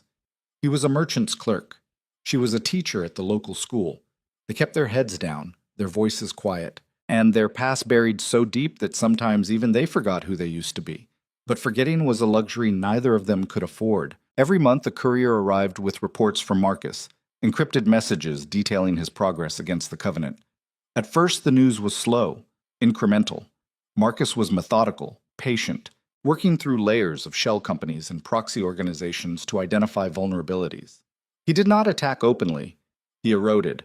A financial irregularity here, a compromised communication there, small cracks in a structure that had seemed invincible. But small cracks grow. And after 3 years, the reports started changing. Marcus had identified key members of the Covenant's core leadership. He had turned several of their lower-level operatives. He had begun to dismantle their financial networks, rerouting funds, exposing corruption, creating chaos from within. And the Covenant noticed. The reports became darker, more urgent. Marcus wrote about assassination attempts, about safe houses burned, about allies who disappeared in the night. The Covenant was fighting back, and they were vicious. But Marcus did not stop. He pressed harder, deeper, until the organization that had seemed untouchable began to fracture. Lysandra read every report with the same cold focus she had once applied to trade negotiations. She memorized names, analyzed patterns, and waited, because Marcus had promised that when the time was right, when the Covenant was weak enough, she could return. And she intended to be ready. Kalen adapted differently. He threw himself into their new life with a determination that bordered on obsession. He learned the fishing trade, helped repair boats, became part of the village community. At night, he would sit by the fire and talk about building something permanent, a real life, away from politics and power and the forces that had destroyed them. But Lysandra could not let go. She trained in secret, learning skills that a lady of the aristocracy would never need. How to move silently, how to fight with weapons and without, how to read a room for exits and threats. She studied the Covenant structure obsessively, building mental maps of their operations, identifying weak points, planning moves she might never get to make. Because this is what exile does to people who refuse to surrender. It does not break them. It tempers them. It turns rage into patience, desperation into strategy, and pain into fuel that burns cold and steady for years. And then, in the 5th year, the message came. It arrived on a winter morning when the village was buried under snow and the sea was frozen gray. The courier was different this time. Not the usual runner, but a man Lysandra recognized, one of Marcus's senior operatives. His presence meant something had changed.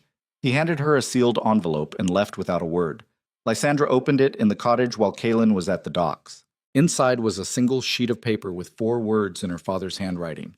"It is time. Come home." Her hands shook. 5 years. 5 years of waiting, planning, surviving, and now the moment had arrived. The Covenant was vulnerable. Marcus had done what he promised. He had broken them from the inside. And now it was time for Lysandra to finish what they had started. She packed that night. Not much, just the essentials. Documents, weapons, the clothes of a woman who was done hiding. Kalen returned to find her sitting at the table, the packed bag beside her. He stopped in the doorway. "It is time." "Yes." "You are going back. We are going back." Kalen crossed to the table and sat across from her. His face was weathered from years of work, his hands calloused, but his eyes were the same. Sharp, calculating. He looked at the bag, then at her. "I am not sure I want to." The words hung between them.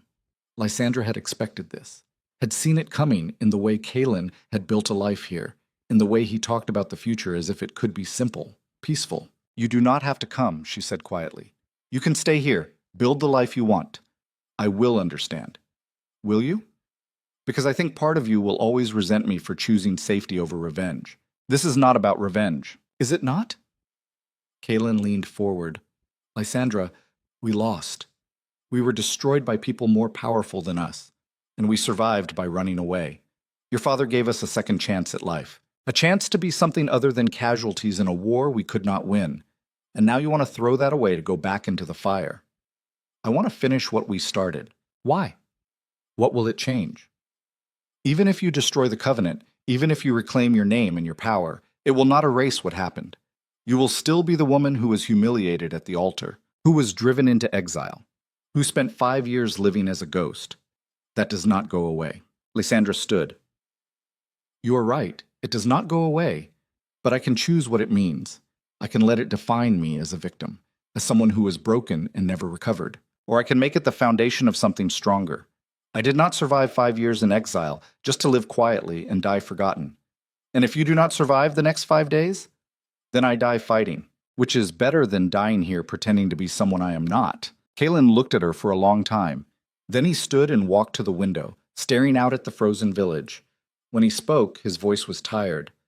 "I fell in love with you, somewhere in the past 5 years. I did not plan to, did not want to, but it happened anyway. And now I have to decide if I love you enough to follow you into a war I do not believe we can win." Lysandra felt something twist in her chest. She had not allowed herself to think about love, about what had grown between them in the quiet years. It had seemed like a distraction, a weakness, but hearing Kalen say it out loud made it real, made it matter. "I'm not asking you to follow me," she said. "I'm asking you to stand beside me, like you did in the cathedral, like you did at the Trade Council. Not because you believe we will win, but because we refuse to accept that losing is the end. Kaelin turned. And if we die? Then we die together, just like we agreed. He smiled. That sad, broken smile she remembered from the night they had fled the capital. You are going to get us both killed, probably. And you think that is worth it. I think some things are worth dying for. And this is one of them. Kaelin crossed to her and took her hands. His grip was firm, warm. Then we go. But not for revenge, not for power. We go because you are right. We refuse to accept that losing is the end. They left the village that night, 2 ghosts returning from the dead. The journey south took 2 weeks. They traveled in stages, using false identities and backroads, avoiding major cities where they might be recognized. Marcus had arranged everything: safe houses, contacts, resources. By the time they reached the capital, Lysandra and Kaelin had shed the personas they had worn for 5 years and reclaimed something closer to their true selves. But the capital had changed. Or perhaps it had not changed at all, and they were simply seeing it with different eyes. The grand buildings and glittering estates that had once seemed like the pinnacle of civilization now looked like elaborate cages. Beautiful prisons where people traded freedom for the illusion of power. They met Marcus in a warehouse on the edge of the merchant district. He looked older, thinner, his face carved with lines that had not been there 5 years ago. But his eyes were still sharp, still calculating. He embraced Lysandra briefly, then stepped back and gestured to a table covered in documents. The covenant is broken, he said without preamble. Not destroyed, but fractured. 7 of the 12 core members are dead or imprisoned. 3 have fled the Empire entirely. The remaining 2 are fighting amongst themselves for control of what is left. Who are they? Lysandra asked. Marcus pointed to photographs on the table. Lord Pembroke, the king's envoy who had been at the cathedral, and someone Lysandra had not expected. Corwin Gray. Corwin is alive? Kaelin's voice was ice. Not just alive. Thriving. After you went into exile, he positioned himself as the Covenant's primary strategist. He has been orchestrating their response to my attacks, and he is good. Better than I expected. He knows how I think, how I operate, which means he knows you too. Then we kill him, Kaelin said flatly. It is not that simple. Marcus pulled out another document. Corwin has embedded himself in the king's court. He is officially a senior advisor on trade policy. Killing him would require penetrating palace security, which is impossible. And even if you could, his death would trigger contingencies. Files released, secrets exposed. He has made himself too valuable to eliminate directly. Then how do we stop him? Lysandra asked. We do not stop him. We turn him. Marcus looked at her. Corwin betrayed you because he believed the covenant was inevitable, that fighting them was pointless. But the covenant is no longer inevitable. It is dying. And Corwin is pragmatic above all else. If we can convince him that his survival depends on helping us finish the job, he will switch sides. You want me to work with the man who destroyed us. I want you to use him, just like he used you. Lysandra stared at the photograph of Corwin, the calm face, the steady eyes, the man who had been inside their operation from the beginning, feeding information to their enemies, orchestrating their downfall. The idea of working with him made her stomach turn. But Marcus was right. Corwin was too valuable to kill and too dangerous to ignore. How do we approach him? She asked. You do not. He approaches you. Marcus pulled out a final document. An invitation. There is a gala tomorrow night, the king's annual winter celebration. Every major figure in the empire will be there, including Corwin and Lord Pembroke, and including you. I'm supposed to be in exile. You were in exile. But the charges against you were never fully prosecuted. The trial was a farce, the evidence circumstantial, and with the covenant collapsing, there is no one left to push for your conviction. Legally, you are free to return. Socially, it will be a scandal, but scandal is currency, and you know how to spend it. Kaelin looked at Lysandra. You are really going to walk back into that world. Not walk. Storm. Lysandra felt something ignite in her chest. The old fury, the old determination. She had spent 5 years dead. It was time to remind the world what it meant to be alive. The gala was held in the grand ballroom of the royal palace, the same palace where Lysandra had stood months after her wedding, watching Tristan slink away in defeat. But that had been a different woman. A woman who still believed in rules and fairness. The woman who entered the ballroom now believed in nothing but survival and strategy. She wore black, not the mourning kind, but but the predatory kind. A gown that was elegant and dangerous, cut to draw attention and hold it. Her hair was swept back, her makeup severe. She looked like someone who had walked through fire and come out forged in steel. Kaelin walked beside her in a suit that was equally sharp. They entered together, and the ballroom went silent. People stared. Whispers erupted like wildfire. Lady Ward, she is back. I thought she was exiled. I heard she was dead. The scandal sheets will explode tomorrow. The conversation spread through the room in waves, and Lysandra felt every eye on her. Good. Let them look. Let them wonder. Let them remember what it felt like when she had turned humiliation into power once before. She moved through the crowd with Kaelin at her side, ignoring the stares, the whispers, the barely concealed shock. She was looking for one person, and she found him standing near the king's dais, speaking with a cluster of council members. Corwin Gray. He saw her at the same moment she saw him. Their eyes met across the ballroom, and for an instant, everything else faded. The crowd, the music, the noise, just the two of them. Predator and prey. Or perhaps two predators circling each other, waiting to see who would strike first. Lysandra crossed the ballroom. People moved out of her way instinctively, creating a path. She stopped in front of Corwin and smiled. We need to talk. Corwin's expression did not change. Lady Ward, I heard rumors you had returned. I assumed they were exaggerations. They were not. Step outside with me. Now.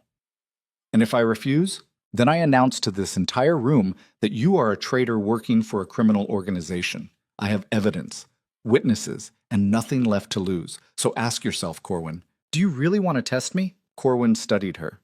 Then he excused himself from the council members and followed her onto a balcony overlooking the palace gardens. Kaelin came too, positioning himself to block the doorway. The three of them stood in the cold night air, their breath visible in the moonlight. You have a lot of nerve showing up here, Corwin said. I learned from the best. Lysandra stepped closer. The Covenant is dying. You know it. I know it. And you are smart enough to realize that when it collapses completely, anyone still associated with it will go down with it.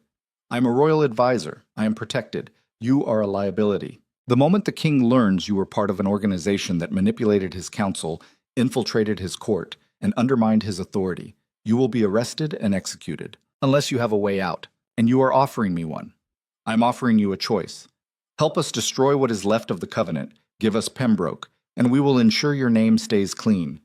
You become the whistleblower, the hero who exposed corruption from the inside. Or refuse, and we burn you along with everyone else. Corwin smiled. You really think you can destroy Pembroke? He has connections you cannot imagine, resources that make your father's network look like a corner shop. Then it is a good thing we are not fighting alone. Lysandra pulled out a document and handed it to him. This is a list of Covenant operatives my father has already turned. People inside Pembroke's own organization. People who are ready to testify against him the moment we give the signal. All we need from you is the final piece. The evidence that ties Pembroke directly to the Covenant's leadership. Give us that, and he falls. Corwin read the document. His expression flickered. Surprise, respect, maybe even fear. When he looked up, something had changed in his eyes. You have been planning this for 5 years, every single day. And you think revenge will make you whole again.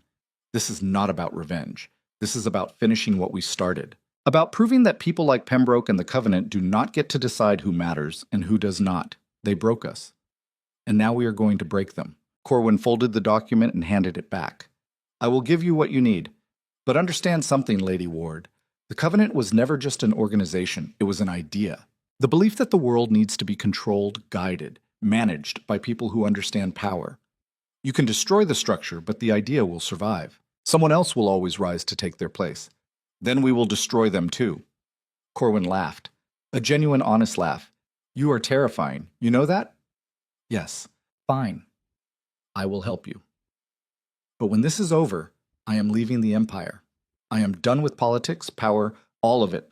I want my name cleared and passage to the Eastern colonies. That is my price. Done. Lysandra extended her hand. Corwin hesitated, then took it. The handshake was brief, cold. A transaction between enemies who had found temporary common ground. The evidence is in Pembroke's private study, Corwin said. In the palace. 3rd floor, West Wing. But it is guarded. You will need access. Can you get us in? No, but I know someone who can.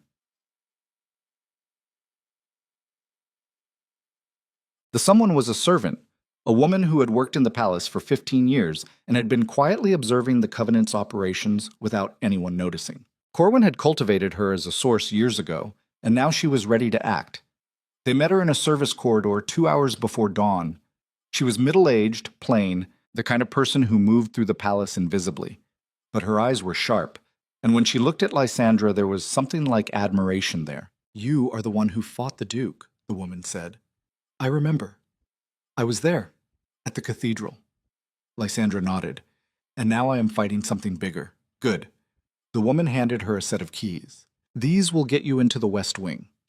Pembroke's study is behind a locked door at the end of the hall. The guards change shifts at 4 in the morning. You will have 10 minutes, maybe less. What is in the study? Documents. Pembroke keeps physical records of everything. He does not trust digital systems. The evidence you need is in a safe behind his desk. The combination is his daughter's birth date. Year. Month? Day? How do you know this?" "Because I clean his office every morning, and I have been waiting years for someone to do something about the monsters who run this place." Lysandra took the keys. "Thank you. Do not thank me. Just finish it. That." They moved through the palace like shadows. Lysandra, Kaelin, and 2 of Marcus's operatives. The corridors were dark, lit only by moonlight through tall windows. Every sound was amplified. Every footstep a potential alarm. But they moved with the precision of people who had trained for this, who had spent years imagining this exact scenario. They reached the West Wing without incident. The guards were exactly where they were supposed to be, bored and distracted. Lysandra and Kaelin waited in a side passage while the operatives created a diversion. A small fire in a storage room 2 floors below. Not dangerous, but enough to pull the guards away. The moment the corridor cleared, they moved. Lysandra unlocked this door to Pembroke's study and slipped inside. The room was exactly what she expected. Opulent, carefully curated, every object placed to project power and taste. A desk made of imported wood, shelves lined with rare books, and behind the desk, a portrait of Pembroke himself, looking down with the smug certainty of a man who believed he was untouchable. Lysandra crossed to the portrait and pulled it aside. Behind it was the safe. She entered the combination. The safe clicked open. Inside were files, hundreds of them, documents detailing Covenant operations going back decades, financial records, communications, lists of operatives, and at the center, a ledger bound in black leather. Lysandra pulled it out and opened it. The pages were filled with handwritten notes in Pembroke's precise script. Names, dates, operations, evidence of manipulation at the highest levels of government, proof that the Covenant had orchestrated events that had shaped the Empire for generations. This was it. The weapon they needed. Kaelin stood at the door, keeping watch. "We have 4 minutes." Lysandra grabbed the ledger and as many files as she could carry. Then she closed the safe and replaced the portrait. They were halfway to the door when they heard footsteps in the corridor. Heavy footsteps. Multiple people. Moving fast. "We are compromised," Kaelin said. Lysandra looked around the study. There was no other exit, no window large enough to escape through. They were trapped. The door burst open, and Lord Pembroke walked in, followed by 6 armed guards. He looked at Lysandra with an expression that was almost amused. "Lady Ward, I must say, I did not expect you to be quite this bold. Breaking into my private study. How very theatrical." Lysandra held the ledger against her chest. "You are finished, Pembroke." "Am I?" He gestured to the guards. "It seems to me that you are the one in a rather precarious position, surrounded, caught in the act of theft. I could have you arrested right now, or I could simply have my guards shoot you and claim you were assassins. Either way, you lose." Kaelin stepped forward, his hand moving to the weapon at his side. Pembroke raised a hand. "Please, let us not be uncivilized. I have a better idea." He looked at Lysandra. "Give me the ledger. Walk away. Disappear back into whatever hole you crawled out of, and I will let you live, so you can continue controlling the Empire from the shadows. Someone has to." Pembroke's voice was calm, reasonable.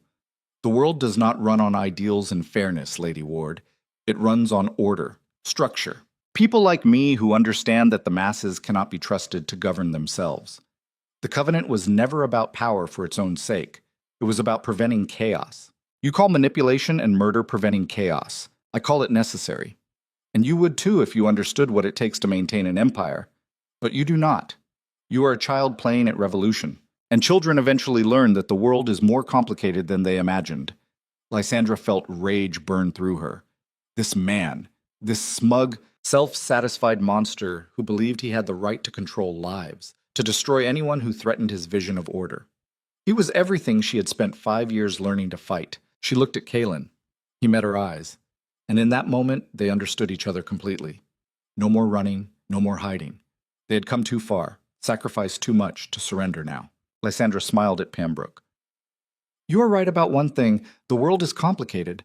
But you made one mistake. What is that? You assumed I came here alone. The window behind Pembroke's desk shattered. Glass exploded inward as Marcus Hale crashed through, followed by a dozen operatives armed and moving with military precision. They swarmed the room before Pembroke's guards could react, disarming them, securing the exits, creating chaos that Lysandra and Kalen used to their advantage. Pembroke stumbled backward, his composure finally cracking. You cannot do this. I am a member of the King's Council. I am protected. Marcus crossed to him and grabbed him by the collar.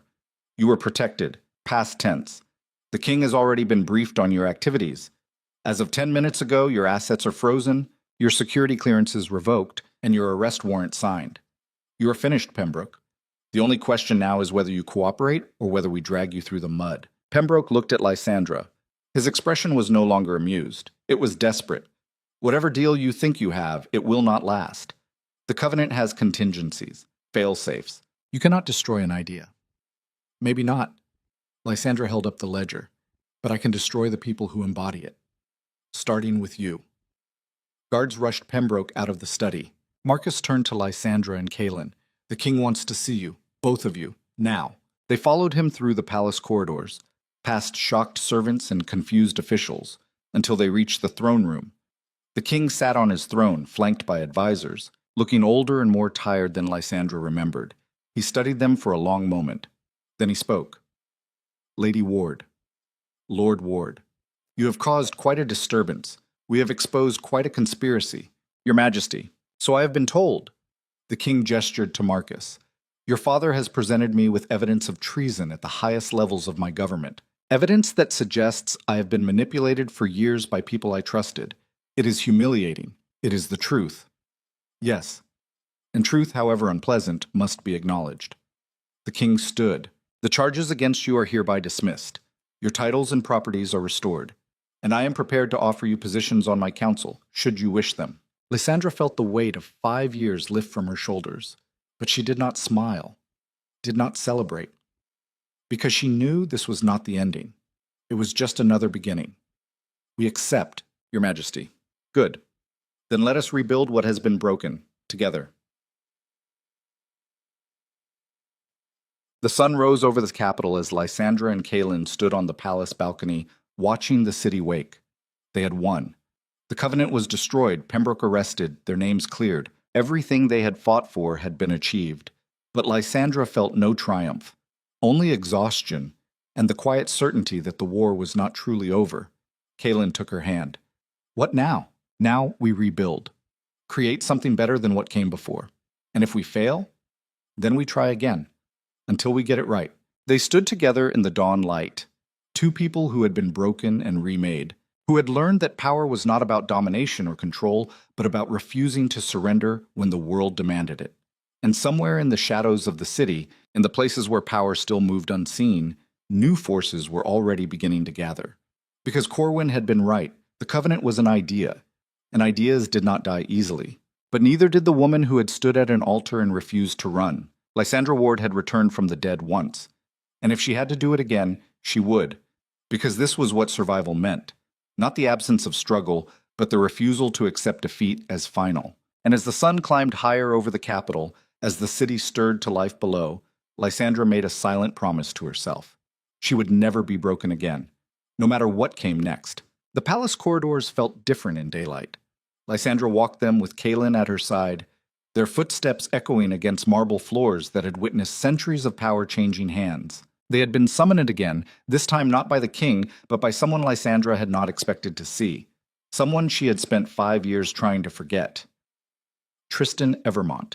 The message had arrived at dawn, delivered by a royal courier. A simple card with an address in the old quarter of the capital, far from the grand estates and glittering ballrooms. No threat, no demand, just a request. I need to speak with you. Please come alone. Kalen had wanted to refuse. to ignore it entirely or to go in her place. But Lysandra had recognized something in the handwriting: desperation. And desperation meant vulnerability, and vulnerability meant truth. So she had agreed. But not alone. Kaylin walked 3 steps behind her, close enough to intervene if needed, but far enough to give the illusion of privacy. They were done with grand gestures and theatrical risks. Everything now was calculated, controlled. The address led to a modest townhouse tucked between a bakery and a cobbler's shop. Nothing about it suggested the home of a former duke. Lysandra knocked. The door opened immediately. Tristan stood in the doorway, and Lysandra barely recognized him. The man who had strode into the cathedral with arrogance and indifference had been replaced by someone hollow. Tristan's face was gaunt, his eyes shadowed with sleeplessness. His clothes were clean but worn, the kind that spoke of limited means carefully maintained. He looked like a man who had aged 20 years in 5. "Lady Ward," he said quietly, "thank you for coming." "What do you want, Tristan?" He stepped aside. "Just to talk." "Please." Lysandra entered. Kaylin followed. The townhouse interior was sparse. A few pieces of furniture, books stacked on tables, windows that let in weak morning light. It was the home of someone who had lost everything and was still learning how to live with nothing. Tristan gestured to chairs. They sat. The silence stretched until Lysandra broke it. "You have 5 minutes." Tristan nodded. He looked at his hands, then at her. "I have been watching you, not in person but through the news, the reports. I saw what you did, how you came back from exile and destroyed the Covenant, how you rebuilt everything I tried to take from you, and I realized something." "What?" "That I never understood you, not once. Not even on the day I brought Celine to the cathedral. I thought you were a political arrangement, a means to an end, someone who would accept her role and fade into the background. But you were never that. You were always more dangerous than I could see. Is this an apology?" "No." Tristan's voice was raw. "An apology would be insulting. What I did to you cannot be apologized for. I destroyed your life in front of the entire aristocracy because I was too arrogant to see that you deserved better, that you were better. So this is not an apology, this is an acknowledgement of what I did, of what you became in spite of it." Lysandra studied him. There was no performance here, no calculation, just exhaustion and something that looked like genuine remorse. It was disconcerting. She had spent years imagining this moment, imagining Tristan groveling or defiant or anything other than this quiet, broken honesty. "Why tell me this now?" she asked. "Because I am dying." The words fell like stones. Kaylin shifted in his chair. Lysandra went still. Tristan continued. "I have maybe 6 months, maybe less. The physicians are not certain. Some kind of sickness in the blood. Ironic, is it not? I spent years wielding power like a weapon, and now my own body is killing me. And before I go, I needed to say this. To you. Because you are the person I wronged the most. This is what revenge looks like when it arrives without your participation."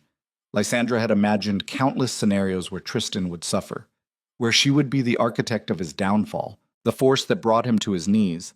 But watching him sit there, dying from something neither of them could control, she felt no satisfaction. Just a strange, hollow emptiness. "Where is Celine?" she asked. "Gone." Tristan smiled bitterly. "She left 2 years ago, found someone richer, more powerful. I cannot blame her. I had nothing left to offer. No title, no wealth, no future. She was always practical. And you have been alone since then." "Yes. Working in a law office as a clerk, living quietly. Trying to understand how I became the person who thought bringing a mistress to his own wedding was acceptable.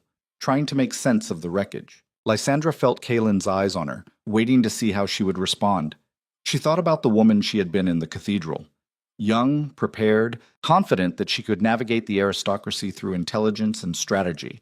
That woman would have seen this moment as vindication, as proof that karma existed and that monsters eventually paid for their sins. But the woman she was now understood something darker, that suffering did not balance the scales, that Tristan's pain did not erase hers. That revenge was an empty currency that bought nothing but more emptiness. "I forgive you," she said. The words surprised even her. Kaylin tensed. Tristan looked up sharply. "What?" "I forgive you, not because you deserve it, not because what you did was acceptable, but because holding on to this anger is poison. It has kept me sharp, kept me fighting, but it has also kept me tied to you, to that moment at the altar. And I am done being defined by what you took from me." Tristan's eyes filled with tears. He tried to speak, failed, tried again. I do not know what to say. There is nothing to say. Lysandra stood. You destroyed me. I rebuilt myself, and now we are both different people living with the consequences. That is all there is. She walked to the door. Kaelin followed. Tristan called out. Lysandra. She stopped but did not turn. Thank you. For becoming who you are. For proving that I was wrong about everything. She left without responding. Outside, in the narrow street between the bakery and the cobbler's shop, Kaelin took her hand. That was generous. It was necessary. Lysandra looked up at the sky. Clouds were gathering, threatening rain. Holding on to hate would have made me like him. Like Pembroke. Like everyone who thinks power is about domination. I refuse to become that. What about justice? Justice was destroying the covenant. Justice was clearing our names. This is just mercy. And mercy is its own kind of strength. They walked through the old quarter in silence. And Lysandra felt something shift inside her. A weight she had been carrying for 5 years finally beginning to lift. She had imagined revenge would feel triumphant. Instead, it felt like setting down a burden that had become too heavy to carry. This is the truth about closure that no one tells you. It does not arrive with thunder and lightning. It arrives quietly, in a modest townhouse, when you realize that the person who hurt you has already been destroyed by forces you cannot control. And the only choice left is whether to add to that destruction or to walk away. Lysandra chose to walk away. The weeks that followed were strange. Lysandra and Kaelin settled into new roles on the King's Council, working to dismantle the remaining structures the Covenant had built and to create something better in their place. It was exhausting work. Every day brought new challenges, new power struggles, new people who wanted to fill the vacuum the Covenant's collapse had created. But there were also moments of unexpected grace. Old allies reached out. People who had distanced themselves during the exile now returned, offering support and resources. The aristocracy, fickle as always, began to rewrite the narrative. Lady Ward, the woman who had survived scandal and exile to become one of the most powerful figures in the empire. It was the kind of story they loved, redemption and resilience wrapped in elegance. Lysandra attended the social events, played the role expected of her, but she felt increasingly disconnected from it all. The parties, the politics, the endless maneuvering for status and influence. She had fought so hard to reclaim her place in this world, and now that she had it, she was not sure she wanted it anymore. One evening, she found herself on the same palace balcony where she had stood with Kaelin 5 years ago, watching the city lights spread across the darkness. Kaelin joined her, carrying 2 glasses of wine. You look troubled, he said. I'm thinking about what comes next. We rebuild. We create systems that prevent another covenant from rising. We make sure what happened to us does not happen to others. And then what? Lysandra took the wine but did not drink. We spend the rest of our lives in council meetings and negotiations, fighting the same battles in different forms. What else would you do? I do not know. That is the problem. Kaelin leaned against the railing. When I was in exile, I convinced myself that getting back here was the goal, that reclaiming power and position would make everything worthwhile. But now that we are here, I realize that power was never what I actually wanted. What did you want? To matter. To make a difference. To be more than just another minor lord fighting for scraps. And for a while, when we were building the alliance, when we were fighting the covenant, I felt that. I felt like what we were doing mattered. It did matter. It does matter. Yes. But it does not fill the emptiness. Kaelin looked at her. I spent 5 years falling in love with you in a fishing village. And those years when we were nobody, when we had nothing, were the happiest of my life. Not because of what we had, but because of who we were. We were just 2 people trying to survive. And that was enough. Lysandra turned to face him. Are you saying you want to go back? I am saying I want to build something that is ours. Not the king's, not the council's, ours. Something that matters in a way that is not about power or influence or legacy. Like what? I do not know yet. But I think we have earned the right to find out. Lysandra felt something settle in her chest. A decision forming that she had not known she was making. Kaelin was right. They had spent so long fighting to reclaim what had been taken from them that they had forgotten to ask if they still wanted it. She thought about the woman at the altar. The woman who had believed that marrying a duke was the pinnacle of achievement. That woman had been so focused on the destination that she had never questioned if it was worth reaching. But the woman standing on this balcony now understood that destinations were illusions. Life was not about arriving somewhere. It was about the journey, the choices, the people you fought beside, and the person you became in the process. Let us leave, Lysandra said. Kaelin raised an eyebrow. Just like that? Not immediately. We have responsibilities. Work to finish. But when the systems are in place, when the council is stable, let us step away. Find something new. Build something that belongs to us. Where would we go? Somewhere no one knows our names. Somewhere we can start fresh without the weight of everything we have been. You would give up power. After fighting so hard to get it back, I would trade power for peace. Lysandra smiled. I think I have finally learned the difference. Kaelin kissed her. Not the performative kind of kiss they had shared at formal events, but something real, desperate, full of everything they had survived together. When they pulled apart, he was smiling. Then let us finish this war properly, and then let us disappear. 6 months later, Lysandra stood before the king's council and announced her resignation. The room erupted in shock and protest. Council members argued that she was needed, that her experience and intelligence were irreplaceable, that walking away now would destabilize everything they had built. But Lysandra was unmoved. She had spent the past months establishing safeguards, training successors, ensuring that the structures they had created could function without her. And she had made peace with the fact that she was not indispensable. The world would continue without her. The council would adapt, and someone else would rise to fill the space she left behind. That was the nature of power. It never stayed with one person for long. It flowed like water, finding new channels, new vessels. And trying to hold on to it forever only led to corruption and decay. The king accepted her resignation with reluctance. He offered her honors, titles, estates. She refused them all. The only thing she asked for was freedom and privacy, and the promise that she and Kaelin would be left alone to build whatever life they chose. The king agreed. The final social event Lysandra attended was a gala held in her honor, a farewell celebration where the aristocracy gathered to pay tribute to the woman who had reshaped their world. She wore white, a deliberate echo of the wedding gown she had worn in the cathedral. But this time, the white was not about innocence or tradition. It was about new beginnings. She moved through the crowd, accepting congratulations and well-wishes, until she found herself face-to-face with someone unexpected, Celine Ashford. The actress looked older, her beauty hardened by years of chasing power through other people's beds. She stood at the edge of the ballroom, alone, watching the celebration with eyes that held something between envy and resignation. Lysandra approached her. Celine stiffened. Lady Ward, Miss Ashford. They looked at each other across a distance measured not in feet, but in years of mutual destruction. Celine had been the catalyst for everything, the mistress at the altar, the woman who had mocked and attacked.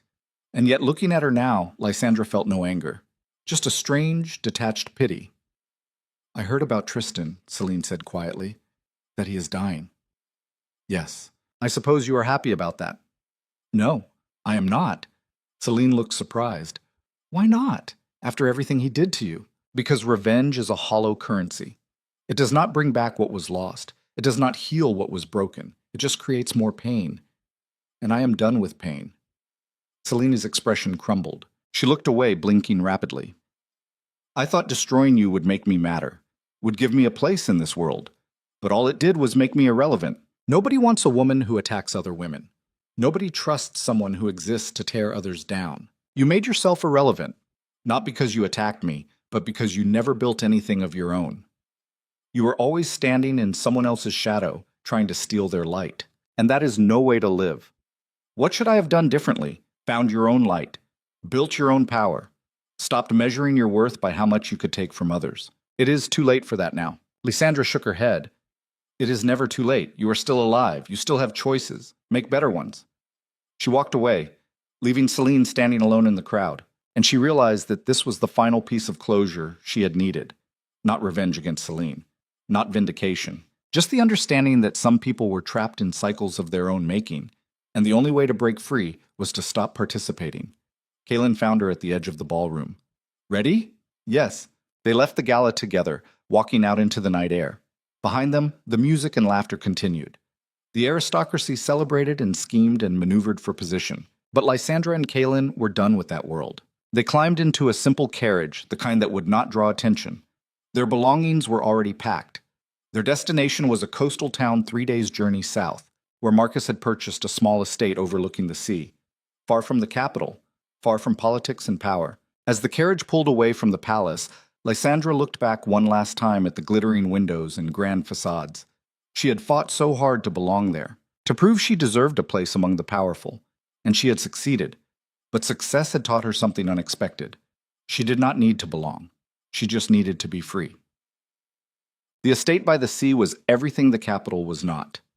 Quiet, simple, beautiful in a way that had nothing to do with wealth or status. Lysandra and Kaelin spent their first weeks there doing nothing but walking the beaches, watching the waves, and learning how to exist without the constant pressure of strategy and survival. Marcus visited once, staying long enough to ensure they were settled. He looked older now, the years of fighting the Covenant having taken their toll. But he was alive, and he was proud. "You did well," he told Lysandra on the last night of his visit. "Better than I could have hoped. I learned from the best." "No, you surpassed your teacher," Marcus smiled. "I taught you strategy, but you learned something I never could: when to walk away. You could learn it too. Join us here, retire. I am not ready yet. There is still work to do, systems to strengthen. But when I am done, I will come. And we will fish and drink and tell stories about the war we won. I look forward to it." Marcus left the next morning, and Lysandra stood on the cliffs overlooking the ocean, watching his carriage disappear into the distance. Kaelin joined her, wrapping an arm around her shoulders. "What are you thinking about?" he asked. "Everything. Nothing. How strange it is that after all the fighting and scheming and surviving, we ended up here, somewhere quiet, somewhere no one knows our names. Is it what you wanted?" Lysandra thought about the question. She thought about the cathedral, the humiliation, the years of exile, and the months of war. She thought about Tristan dying alone in a modest townhouse, and Celine standing at the edge of a ballroom with nothing but regrets. And she thought about the choice she had made: to walk away from power, to choose peace over revenge, to build a life that was defined not by what she had conquered, but by who she had become. "Yes," she said, "this is exactly what I wanted. I just did not know it until now." They stood together on the cliffs, two people who had been broken and remade, watching the sun sink into the ocean. And Lysandra felt something she had not felt in years: contentment. Not happiness, exactly. Not the kind of joy that comes from triumph or vindication, but something quieter, deeper. The satisfaction of having survived the worst and chosen to build something better. This is the final truth about power.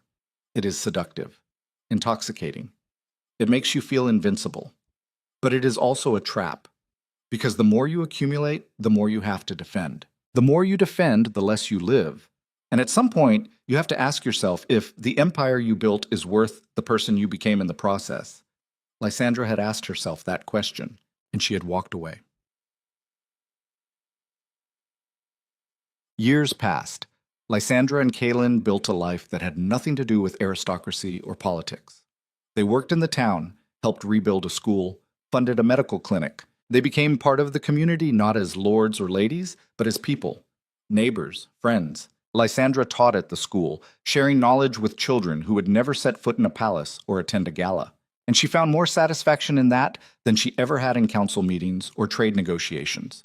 Because these children were not learning to manipulate or scheme, they were learning to think, to question, to build.